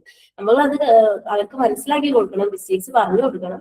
ബട്ട് നമ്മൾ ഇമ്പോർട്ടൻസ് കൊടുക്കേണ്ടത് കണ്ടന്റ് അവർക്ക് മനസ്സിലാക്കിയിട്ടുണ്ടോ, കണ്ടന്റ് അവരെ എക്സ്പ്രസ് ചെയ്യുന്നുണ്ടോ എന്നുള്ളതിന് ഇമ്പോർട്ടൻസ് കൊടുക്കുക എന്നുള്ളതാണ്. തേർഡ് വൺ ലേണിംഗ് സ്റ്റൈലാണ്. നമ്മളൊരു അസസ്മെന്റ് നടത്തുമ്പോൾ അല്ലെങ്കിൽ ഒരു ടീച്ചിങ് നടത്തുമ്പോൾ നമ്മൾ എപ്പോഴും ലേണിംഗ് സ്റ്റൈലിൽ കൂടെ ഇമ്പോർട്ടന്റ് കൊടുക്കണം. ഡിഫറെന്റ് ആയിട്ടുള്ള ലേണിംഗ് സ്റ്റൈലുകൾ ഉണ്ട് അല്ലെ. വിഷ്വൽ മെത്തേഡ് ഉണ്ട്, പ്രാക്ടിക്കൽ വർക്ക് ഉണ്ട്, ഓറൽ ആയിട്ട് നമുക്ക് ലേണിംഗ് പോസിബിൾ ആണ്, ലിസണിങ്, അബ്സ്ട്രാക്ടിങ്, അങ്ങനെ ഡിഫറെന്റ് ടൈപ്സ് ഓഫ് ലേണിംഗ് മെത്തേഡ്സുകൾ ഉണ്ട് അല്ലെങ്കിൽ ലേണിംഗ് സ്റ്റൈലുകൾ ഉണ്ട് അല്ലെ. അപ്പൊ നമ്മൾ അസസ്മെന്റ് നടത്തുമ്പോൾ ഇപ്പൊ ചില കുട്ടികൾക്ക് എഴുതാനും പ്രോപ്പറായിട്ട് റൈറ്റിംഗ് സ്കില്ല് കുറവായിരിക്കും. ബട്ട് ഓറൽ സ്കില്ല് ഭയങ്കരമായിരിക്കും. അവർക്ക് നല്ല രീതിയിൽ കമ്മ്യൂണിക്കേറ്റ് ചെയ്തിട്ട് കാര്യങ്ങളൊക്കെ പറഞ്ഞു തരാൻ വേണ്ടിയിട്ട് പറ്റും. ഓക്കെ, പക്ഷെ അവർക്ക് എഴുതുമ്പോൾ ചില ഡിഫിക്കൽട്ടീസ് ഉള്ളതുകൊണ്ട് പെട്ടെന്ന് സ്പീഡിൽ എഴുതാൻ പറ്റില്ല. അങ്ങനെ അവർക്ക് മാർക്ക് സ്കോർ ചെയ്യാൻ ബുദ്ധിമുട്ടുണ്ടായിരിക്കും. അപ്പൊ നമ്മൾ അസസ്മെന്റുകൾ നടത്തുമ്പോൾ നമ്മൾ എല്ലാ രീതികളും ഇൻക്ലൂഡ് ചെയ്യണം എന്നുള്ളതാണ്. എല്ലാത്തിനും ഇമ്പോർട്ടൻസ് കൊടുക്കണം. റൈറ്റിംഗ് മാത്രമായി കഴിഞ്ഞാൽ റൈറ്റിങ്ങിന് സ്ലോ ആയിട്ട് റൈറ്റ് ചെയ്യുന്ന ആളുകളോ അല്ലെങ്കിൽ റൈറ്റിംഗ് പോസിബിൾ ആവാത്ത ആളുകൾക്ക് അവരുടെ ഫൈനൽ ഔട്ട്പുട്ട് എന്താ വരിക, അവർക്ക് ആ കണ്ടന്റ് അറിയില്ല എന്നുള്ളതാണ് നമ്മൾ പറയില്ല. നമ്മളൊരു ക്വസ്റ്റ്യൻ ചോദിച്ചു, ക്വസ്റ്റ്യന് ആൻസർ ചെയ്യാൻ പറഞ്ഞു, കുട്ടികൾക്ക് എഴുതാനാണ് നമ്മൾ കുട്ടികളോട് പറഞ്ഞത്. ആ കുട്ടിക്ക് മേ ബി ആൻസർ അറിയണ്ടായിരിക്കും, എന്താണ് ടീച്ചർ ഉദ്ദേശിച്ചത് എന്നുള്ളതിന്റെ കണ്ടന്റ് പാർട്ട് ആൾക്ക് അറിയണ്ടായിരിക്കും. പക്ഷെ അത് എക്സ്പ്രസ് ചെയ്യുന്ന വേ, അതായത് റൈറ്റിംഗ് എന്നുള്ളത് ആൾക്ക് പോസിബിൾ ആവാത്ത കേസ് ആയിരിക്കും. അപ്പൊ നമ്മൾ എല്ലാ രീതിയും ചെക്ക് ചെയ്യണം. കണ്ടന്റ് നോളജ് കുട്ടിക്ക് അറിയുന്നുണ്ടോ എന്നാണ് നമ്മൾ ചെക്ക് ചെയ്യുന്നതെന്നുണ്ടെങ്കിൽ നമ്മൾ എന്ത് ചെയ്യണം, ഓറൽ വേയില് അല്ലെങ്കിൽ പ്രാക്ടിക്കൽ വർക്കുകളിലൂടെ ഒക്കെ എല്ലാ മെത്തേഡുകളും നമ്മൾ ഇൻക്ലൂഡ് ചെയ്യാൻ വേണ്ടിയിട്ട് ശ്രമിക്കണം. ഓക്കെ, അപ്പൊ കൾച്ചറലി റെസ്പോൺസീവ് ആയിട്ടുള്ള ഒരു അല്ലെങ്കിൽ ഒരു ഇൻക്ലൂസീവ് ക്ലാസ് റൂമിൽ നമ്മൾ എങ്ങനെയാണ് കൾച്ചറലി റെസ്പോൺസീവ് ആയിട്ടുള്ള അസസ്മെന്റ് പ്രാക്ടീസുകൾ നടപ്പിലാക്കുക എന്നുള്ളതാണ് ഡിസ്കസ് ചെയ്തത്. നമ്മൾ കുട്ടികളുടെ സോഷ്യോ എക്കണോമിക് സ്റ്റാറ്റസ് കൺസിഡർ ചെയ്യണം. അതുപോലെ നമ്മളെപ്പോഴും അവരുടെ എത്രത്തോളം കണ്ടന്റ് മനസ്സിലാക്കിയിട്ടുണ്ട് എന്നുള്ളതിനാണ് ഇമ്പോർട്ടൻസ് കൊടുക്കേണ്ടത്. അതുപോലെ ഡിഫറെന്റ് ലേണിംഗ് സ്റ്റൈലുകളിലൂടെ നമ്മൾ അസസ്മെന്റ് ഒരൊറ്റ ലേണിംഗ് സ്റ്റൈൽ മാത്രം ഇൻക്ലൂഡ് ചെയ്യാതെ ഡിഫറെന്റ് ലേണിംഗ് സ്റ്റൈലുകളിലൂടെ നമ്മൾ എന്ത് ചെയ്യണം, അസസ്മെന്റ് പ്രാക്ടീസുകൾ നടപ്പിലാക്കാൻ വേണ്ടിയിട്ട് ശ്രമിക്കണം. ക്ലിയർ ആണോ? ഡൗട്ട് ഉണ്ടോ? ക്ലിയർ ആണെന്ന് വിചാരിക്കുന്നു കേട്ടോ. ഇനി നമുക്ക് നെക്സ്റ്റ് നോക്കാനുള്ളത് എങ്ങനെയാണ് ടെസ്റ്റുകൾ നമ്മൾ യൂസ് ചെയ്യാന്നുള്ളതാണ്. നമ്മൾ പറഞ്ഞില്ലേ, അസസ്മെന്റ് പ്രാക്ടീസുകളിൽ നമ്മൾ യൂസ് ചെയ്യുന്ന ഏറ്റവും അല്ലെങ്കിൽ ഏറ്റവും വൈഡ് ആയിട്ട് നമ്മൾ യൂസ് ചെയ്യുന്ന ഒരു കാര്യമാണ് ടെസ്റ്റ് അല്ലെ. എക്സാംസുകളിലൂടെയാണ് നമ്മൾ മെയിൻ ആയിട്ട് നടപ്പിലാക്കാറുള്ളത് എന്നൊക്കെ പറഞ്ഞില്ലേ. അപ്പൊ എങ്ങനെയാണ് പ്രോപ്പർ ആയിട്ട് നമ്മൾക്ക് അത് കണ്ടക്ട് ചെയ്യാം? ഒരു എക്സാം കണ്ടക്ട് ചെയ്യണം നിങ്ങൾക്ക്. അപ്പൊ എങ്ങനെയാണ് പ്രോപ്പർ ആയിട്ട് ക്വസ്റ്റ്യൻ പേപ്പർ ക്രിയേറ്റ് ചെയ്യുക? അങ്ങനെയുള്ള കാര്യങ്ങളൊക്കെ നമ്മൾ എന്ത് ചെയ്യണം, ഐഡന്റിഫൈ ചെയ്യേണ്ടതുണ്ട് അല്ലെ. അപ്പൊ അതിനെ കുറിച്ചിട്ടാണ് നമ്മൾ ഡിസ്കസ് ചെയ്യാൻ വേണ്ടി പോകുന്നത് കേട്ടോ. Test help to evaluate students learning achievement and teaching effectiveness. ഒരു ടെസ്റ്റ് എന്ന് പറഞ്ഞിട്ടുണ്ടെങ്കിൽ നമുക്ക് ലേണേഴ്സിന്റെ ടീച്ചിങ്ങിൻ്റെതായിക്കോട്ടെ അല്ലെങ്കിൽ ലേണിംഗ് അച്ചീവ്മെന്റിനെയൊക്കെ ഇവാലുവേറ്റ് ചെയ്യാൻ വേണ്ടിയിട്ട് നമ്മൾ യൂസ് ചെയ്യുന്ന ഏറ്റവും കൂടുതൽ യൂസ് ചെയ്യുന്ന ഒരു മെത്തേഡാണ് ടെസ്റ്റ്. നമ്മൾ ഡിഫറെന്റ് ടൈപ്സ് ഓഫ് ടെസ്റ്റുകളെ കുറിച്ച് നമ്മൾ ഒരുപാട് ടൈം ഡിസ്കസ് ചെയ്തിട്ടുണ്ട്. ഫോർമേറ്റീവ് ടെസ്റ്റ് ക്ലാസ് എടുക്കുന്ന സമയത്ത് ഡ്യൂറിംഗ് ക്ലാസ് റൂമിൽ നമ്മൾ ചെയ്യുന്ന അല്ലെങ്കിൽ ഡ്യൂറിംഗ് ആ ഒരു കോഴ്സിനെ നമ്മൾ കൺസിഡർ ചെയ്യുകയാണെങ്കിൽ ആ ഒരു കോഴ്സ് ചെയ്തുകൊണ്ടിരിക്കുമ്പോൾ നമ്മൾ ചെയ്യുന്ന ടെസ്റ്റുകളുണ്ട്, അതാണ് ഫോർമേറ്റീവ് ടെസ്റ്റ്. ഇനി അതിന്റെ എൻഡിൽ ചെയ്യുന്ന ടെസ്റ്റുകളുണ്ട്, സമ്മേറ്റീവ് ടെസ്റ്റ്. ഇനി എന്തെങ്കിലും കുട്ടികൾക്ക് എന്തെങ്കിലും ഡിഫിക്കൽട്ടീസ് ഒക്കെ ഉണ്ടെങ്കിൽ അത് ഐഡന്റിഫൈ ചെയ്യാൻ വേണ്ടി നമ്മൾ ഡയഗ്നോസ്റ്റിക് ടെസ്റ്റുകൾ ചെയ്യാറുണ്ട്. അങ്ങനെ ടെസ്റ്റിന്റെ ടൈപ്പുകളെ കുറിച്ചിട്ടൊക്കെ നമ്മൾ പഠിച്ചു അല്ലെ. നമ്മൾ പറഞ്ഞു ഓരോ സിറ്റുവേഷൻ അനുസരിച്ചിട്ടും എങ്ങനെയാണ് പ്രോപ്പർ ആയിട്ട് കുട്ടികളെ വിലയിരുത്തുക എന്നുള്ളത് ടീച്ചറിന് അറിഞ്ഞിരിക്കണം. അപ്പൊ ഓരോ സിറ്റുവേഷനിലും ഏത് ടെസ്റ്റ് ആണ് യൂസ് ചെയ്യേണ്ടത് എന്നുള്ളതിനെ കുറിച്ചിട്ടൊക്കെ ടീച്ചറിന് അറിഞ്ഞിരിക്കണം എന്നൊക്കെ പറഞ്ഞു അല്ലെ. അപ്പൊ അതൊക്കെ എങ്ങനെയാണ് നമ്മൾ മനസ്സിലാക്കുക, അല്ലെങ്കിൽ നമ്മൾക്ക് ഐഡന്റിഫൈ ചെയ്തു എന്താ ഒരു ഡയഗ്നോസ്റ്റിക് ടെസ്റ്റ് നടത്തണം എന്ന് മനസ്സിലാക്കി. അപ്പൊ എന്തൊക്കെ ക്വസ്റ്റ്യൻസ് ആണ് നമ്മൾ അതിന് വേണ്ടിയിട്ട് യൂസ് ചെയ്യുക, എങ്ങനെയാണ് അത് ചെയ്യുക, അതും കൂടെ നമ്മൾ അറിഞ്ഞിരിക്കണം അല്ലെ.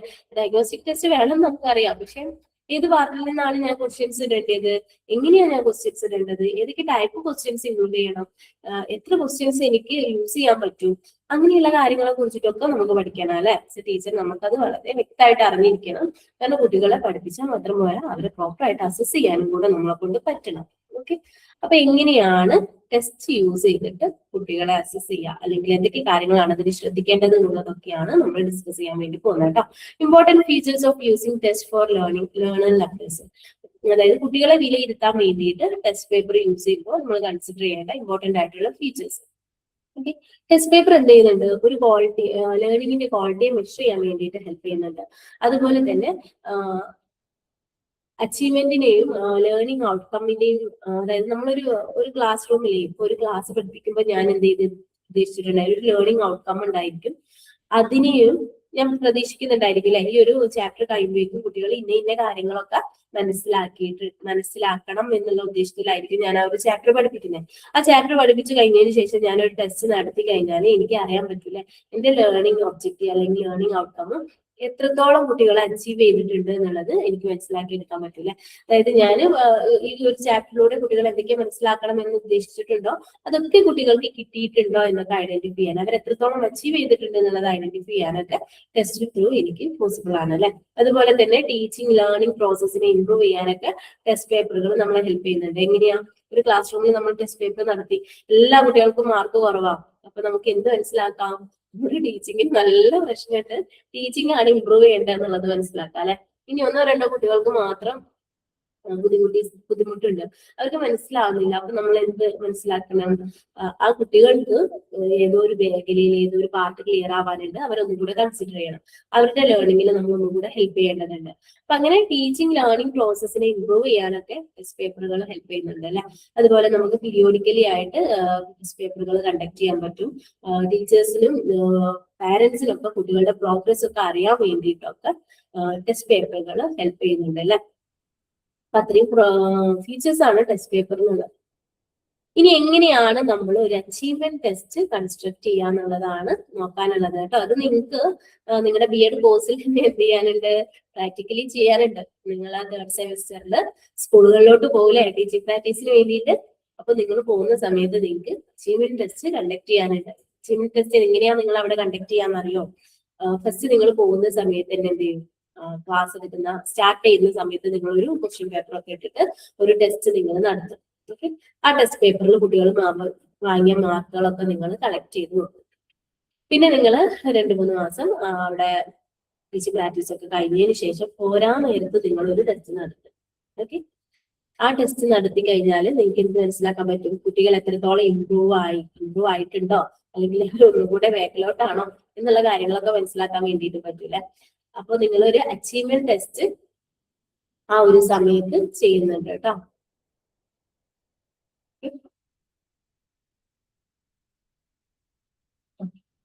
അപ്പൊ എങ്ങനെയാണ് അച്ചീവ്മെന്റ് ടെസ്റ്റുകൾ, അപ്പൊ ആ ഒരു സമയത്ത് അച്ചീവ്മെന്റ് ടെസ്റ്റ് നടപ്പിലാക്കണം എന്നുണ്ടെങ്കിൽ എങ്ങനെയാണ് ഒരു അച്ചീവ്മെന്റ് ടെസ്റ്റിന്റെ ക്വസ്റ്റ്യൻ പേപ്പർ ഉണ്ടാവേണ്ടത് എന്നുള്ളതിനെ കുറിച്ചിട്ട് നിങ്ങൾക്ക് പഠിച്ചിരിക്കണം അല്ലെ. ഇങ്ങനെയാണ് നമ്മൾ ഒരു ക്വസ്റ്റ്യൻ പേപ്പർ പ്രോപ്പർ ആയിട്ട് ക്രിയേറ്റ് ചെയ്യുക, അതിനെ കുറിച്ചിട്ട് നിങ്ങൾക്ക് അറിഞ്ഞിരിക്കണം. ഓക്കെ, അപ്പൊ അതാണ് നമ്മൾ കൺസ്ട്രക്ഷൻ ഓഫ് അച്ചീവ്മെന്റ് ടെസ്റ്റിനെ കുറിച്ചിട്ടാണ് ഇനി നമ്മൾ ഡിസ്കസ് ചെയ്യാൻ വേണ്ടി പോകുന്നത് കേട്ടോ. Constructing a test to assess how fast students have achieved proficiency in learning the course content in a subject. ഒരു സബ്ജക്റ്റിൽ ആ ഒരു സബ്ജക്റ്റിൽ റെഫർ ചെയ്തിട്ടുള്ള അല്ലെങ്കിൽ ആ ഒരു സബ്ജക്റ്റിൽ പ്രിസ്ക്രൈബ് ചെയ്തിട്ടുള്ള കോഴ്സ് കണ്ടന്റുകളിൽ എത്രത്തോളം കുട്ടി പഠിച്ചിട്ടുണ്ട് എന്ന് മനസ്സിലാക്കാൻ വേണ്ടി നമ്മൾ യൂസ് ചെയ്യുന്ന ടെസ്റ്റുകളെയാണ് അച്ചീവ്മെന്റ് ടെസ്റ്റ് എന്ന് പറയാം. കുട്ടികൾ എത്രത്തോളം അച്ചീവ് ചെയ്തു എന്നുള്ളത് ഐഡന്റിഫൈ ചെയ്യാൻ വേണ്ടി നമ്മൾ യൂസ് ചെയ്യുന്ന ടെസ്റ്റുകളാണ് അച്ചീവ്മെന്റ് ടെസ്റ്റ്. അപ്പൊ എന്തൊക്കെയാണ് അച്ചീവ്മെന്റ് ടെസ്റ്റുകൾ കണ്ടക്ട് ചെയ്യുന്ന സമയത്ത് അല്ലെങ്കിൽ അച്ചീവ്മെന്റ് ടെസ്റ്റിന്റെ ക്വസ്റ്റ്യൻ പേപ്പർ കൺസ്ട്രക്ട് ചെയ്യുന്ന സമയത്ത് എന്തൊക്കെ കാര്യങ്ങളാണ് നമ്മൾ ഫോളോ ചെയ്യേണ്ടത് അല്ലെങ്കിൽ എന്തൊക്കെ സ്റ്റെപ്സുകളിലൂടെയാണ് നമ്മൾ കടന്നു പോകേണ്ടത് എന്നുള്ളതിനെ കുറിച്ചിട്ടാണ് ഡിസ്കസ് ചെയ്യുന്നത് കേട്ടോ. മെയിൻലി 4 സ്റ്റെപ്സുകളാണുള്ളത്. First one planning the test, second one determining the design of the test, third one preparing blueprint of the test, fourth one writing the test items and preparing the question paper. ഓരോ steps നമുക്ക് detail ആയിട്ട് തന്നെ discuss ചെയ്യാം. First ആയിട്ട് വരുന്നത് planning the test ആണ് അല്ലെ. അതായത് നമ്മൾ അച്ചീവ്മെന്റ് ടെസ്റ്റ് കണ്ടക്ട് ചെയ്യാൻ വേണ്ടി നമ്മൾ ഉദ്ദേശിക്കുന്ന സമയത്ത് നമ്മൾ കുറച്ച് കാര്യങ്ങൾ മുൻകൂട്ടി പ്ലാൻ ചെയ്യേണ്ടതുണ്ട്. അതെന്തൊക്കെയാന്നുള്ളതാണ് സ്റ്റെപ്പ് 1 പറയുന്നത്. നമ്മൾ ഏത് കണ്ടന്റ് ഏരിയയിൽ നിന്നാണ് ടെസ്റ്റ് നടത്താൻ ഉദ്ദേശിക്കുന്നത് എന്നുള്ളത് നമ്മൾ ഡിസൈഡ് ചെയ്തിരിക്കണം. അതുപോലെ ഫിക്സ്ഡ് നമ്മളൊരു ടൈം ലിമിറ്റ് ഒക്കെ ഫിക്സ് ചെയ്യണം അല്ലെ, എത്ര ടൈമിനുള്ളിൽ ഈ ഒരു ഈ ഒരു എക്സാംസ് നമുക്ക് കംപ്ലീറ്റ് ചെയ്യണം. അതിനെ കുറിച്ചിട്ട് നമ്മളൊരു ഐഡിയ ഉണ്ടായിരിക്കണം. എത്ര മാർക്കിന്റെ എക്സാം ആണ് ഞാൻ നടത്തുന്നത് എന്നുള്ളതിനെ കുറിച്ചിട്ട് നമ്മൾ എന്ത് ചെയ്യണം, ഓൾറെഡി പ്ലാൻ ചെയ്തിരിക്കണം. അതുപോലെ ഏതൊക്കെ ടൈപ്പ് ഓഫ് ക്വസ്റ്റ്യൻസ് ആണ് ഞാൻ സെലക്ട് ചെയ്യേണ്ടത്, അതായത് എസ്സേ ടൈപ്പ് ക്വസ്റ്റ്യൻസ് ഉണ്ടോ, ഒബ്ജക്റ്റീവ് ടൈപ്പ് ആണോ, ഷോർട്ട് ആൻസർ ടൈപ്പ് ആണോ, ഇങ്ങനെ ഏതൊക്കെ ടൈപ്പ് ഓഫ് ക്വസ്റ്റ്യൻസ് ഞാൻ ഇൻക്ലൂഡ് ചെയ്യുന്നുണ്ട് എന്നുള്ളത് ഞാൻ സെലക്ട് ചെയ്തിരിക്കണം. അതുപോലെ ഓരോ ടൈപ്പിലും ഇപ്പൊ എത്ര എസ്സേ ടൈപ്പ് ക്വസ്റ്റ്യൻസ് വേണം, അങ്ങനെ ഓരോ ടൈപ്പും എത്ര നമ്പർ ഓഫ് ഐറ്റംസ് വേണം എന്നുള്ളത് നമ്മൾ ഡിസ്കസ് ചെയ്തിരിക്കണം.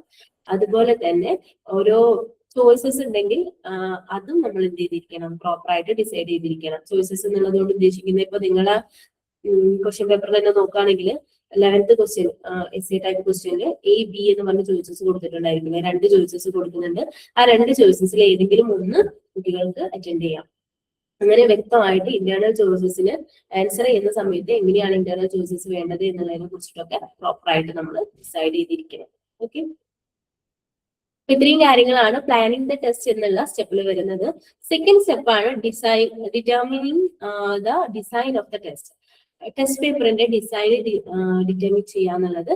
അപ്പൊ അതിന് വേണ്ടിയിട്ട് നമ്മൾ ചെയ്യുന്നത് identification of the instructional objective to be tested and assigning weightage to each item. അതായത് എന്തൊക്കെ ഇൻസ്ട്രക്ഷണൽ ഒബ്ജക്റ്റീവ്സ് ആണ് നമ്മൾ അച്ചീവ് ചെയ്യേണ്ടത്, എന്തൊക്കെയാണ് നമ്മൾ ടെസ്റ്റ് ചെയ്യാൻ വേണ്ടിയിട്ട് പോകുന്നത്, ഓരോന്നിനും എത്ര വെയിറ്റേജ് വീതം വേണം, ഓക്കെ, അതിനെ കുറിച്ചിട്ട് നമ്മൾ ഡിസ്കസ് ചെയ്തിരിക്കണം, അല്ലെങ്കിൽ ഓൾറെഡി പ്ലാൻ ചെയ്തിരിക്കണം. അതുപോലെ assigning weightage content areas to be tested. അതായത് ഓരോ ഇപ്പം യൂണിറ്റ് നമ്മൾ 3 ചാപ്റ്റർ ആണ് ഡിസ്കസ് ചെയ്യുന്നതെന്ന് വിചാരിക്കുക. അപ്പൊ ഓരോ ചാപ്റ്ററിനും നമ്മൾ എത്രത്തോളം വെയിറ്റേജ് കൊടുക്കണം അതിനെ കുറിച്ചിട്ട് നമ്മൾ എന്ത് ചെയ്തിരിക്കണം, വെയിറ്റേജ് അസൈൻ ചെയ്തിരിക്കണം. അതുപോലെ തന്നെ assigning weightage to different forms of test item. ഓരോ ടൈപ്പ് ഓഫ് ടെസ്റ്റ് ഐറ്റത്തിനെയും നമ്മൾ എങ്ങനെയാണ് വെയിറ്റേജുകൾ കൊടുക്കുക. അതുപോലെ assigning weightage to difficulty level, എങ്ങനെയാണ് നമ്മൾ ഡിഫിക്കൽറ്റി ലെവലിന്റെ ബേസിസിൽ എങ്ങനെയാണ്, അതായത് നല്ല ഡിഫിക്കൽട്ട് ആയിട്ടുള്ള ക്വസ്റ്റ്യൻസ് ആണോ ക്വസ്റ്റ്യൻ പേപ്പറിൽ ഉണ്ടാവേണ്ടത്, അല്ലെങ്കിൽ എത്ര ഡിഫിക്കൽട്ട് ആയിട്ടുള്ള ക്വസ്റ്റ്യൻസ് വേണം, എത്ര ഒരു മീഡിയം ലെവലിലുള്ള ക്വസ്റ്റ്യൻസ് വേണം, അതൊക്കെ എങ്ങനെയാണ് നമ്മൾ തീരുമാനിക്കാം. അതിനെ കുറിച്ചിട്ടൊക്കെ നമ്മൾ എന്ത് ചെയ്യണം, ചെയ്തിരിക്കണം. അതായത് പ്രോപ്പർ ആയിട്ട് നമ്മൾ ചെയ്തിരിക്കണം അല്ലെ. അതായത് ഒരു ടെസ്റ്റ് പേപ്പർ നമ്മൾ ഡിസൈൻ ചെയ്യുന്ന സമയത്ത് ഡിഫിക്കൽട്ട് ആയിട്ടുള്ള ക്വസ്റ്റ്യൻസ് എത്ര വേണം, സിമ്പിൾ ആയിട്ടുള്ള ക്വസ്റ്റ്യൻസ് എത്ര വേണം, അങ്ങനെയുള്ള കാര്യങ്ങളൊക്കെ നമ്മൾ അസൈൻ ചെയ്തിരിക്കണം. അതിനൊക്കെ വെയിറ്റേജ് നമ്മൾ അസൈൻ ചെയ്തിരിക്കണം. അതുപോലെ തന്നെ ഏതൊക്കെ കണ്ടന്റ് ഏരിയാസ് ആണ് ടെസ്റ്റ് ചെയ്യേണ്ടത് എന്നുള്ളതിന്റെ വെയിറ്റേജ് നമ്മൾ അസൈൻ ചെയ്തിരിക്കണം. അതുപോലെ തന്നെ ഏതൊക്കെ ഫോംസിലുള്ള അല്ലെങ്കിൽ എത്ര ഓരോ ടെസ്റ്റ് ഐറ്റംസിനും എത്ര വെയിറ്റേജ് നമ്മൾ കൊടുക്കണം, അങ്ങനെയുള്ള കാര്യങ്ങളൊക്കെ നമ്മൾ അസൈൻ ചെയ്തിരിക്കണം. അതൊക്കെയാണ് ഇനി ഡിസ്കസ് ചെയ്യാൻ പോകുന്നത് കേട്ടോ. എങ്ങനെയാണ് നമ്മൾ നല്ല ടഫായിട്ടുള്ള ക്വസ്റ്റ്യൻസ് ആണോ യൂസ് ചെയ്യേണ്ടത്, എത്ര ടഫായിട്ടുള്ള ക്വസ്റ്റ്യൻസ് യൂസ് ചെയ്യാം, എത്ര സിമ്പിൾ ആയിട്ടുള്ള ക്വസ്റ്റ്യൻസ് യൂസ് ചെയ്യാം, അല്ലെങ്കിൽ എത്ര എസ്സേ ടൈപ്പ് ക്വസ്റ്റ്യൻസ് യൂസ് ചെയ്യാം, എത്ര പാരഗ്രാഫ് ടൈപ്പ് ക്വസ്റ്റ്യൻസ് യൂസ് ചെയ്യാം, എങ്ങനെയാണ് ഞാനത് ഡിറ്റർമിൻ ചെയ്യാം.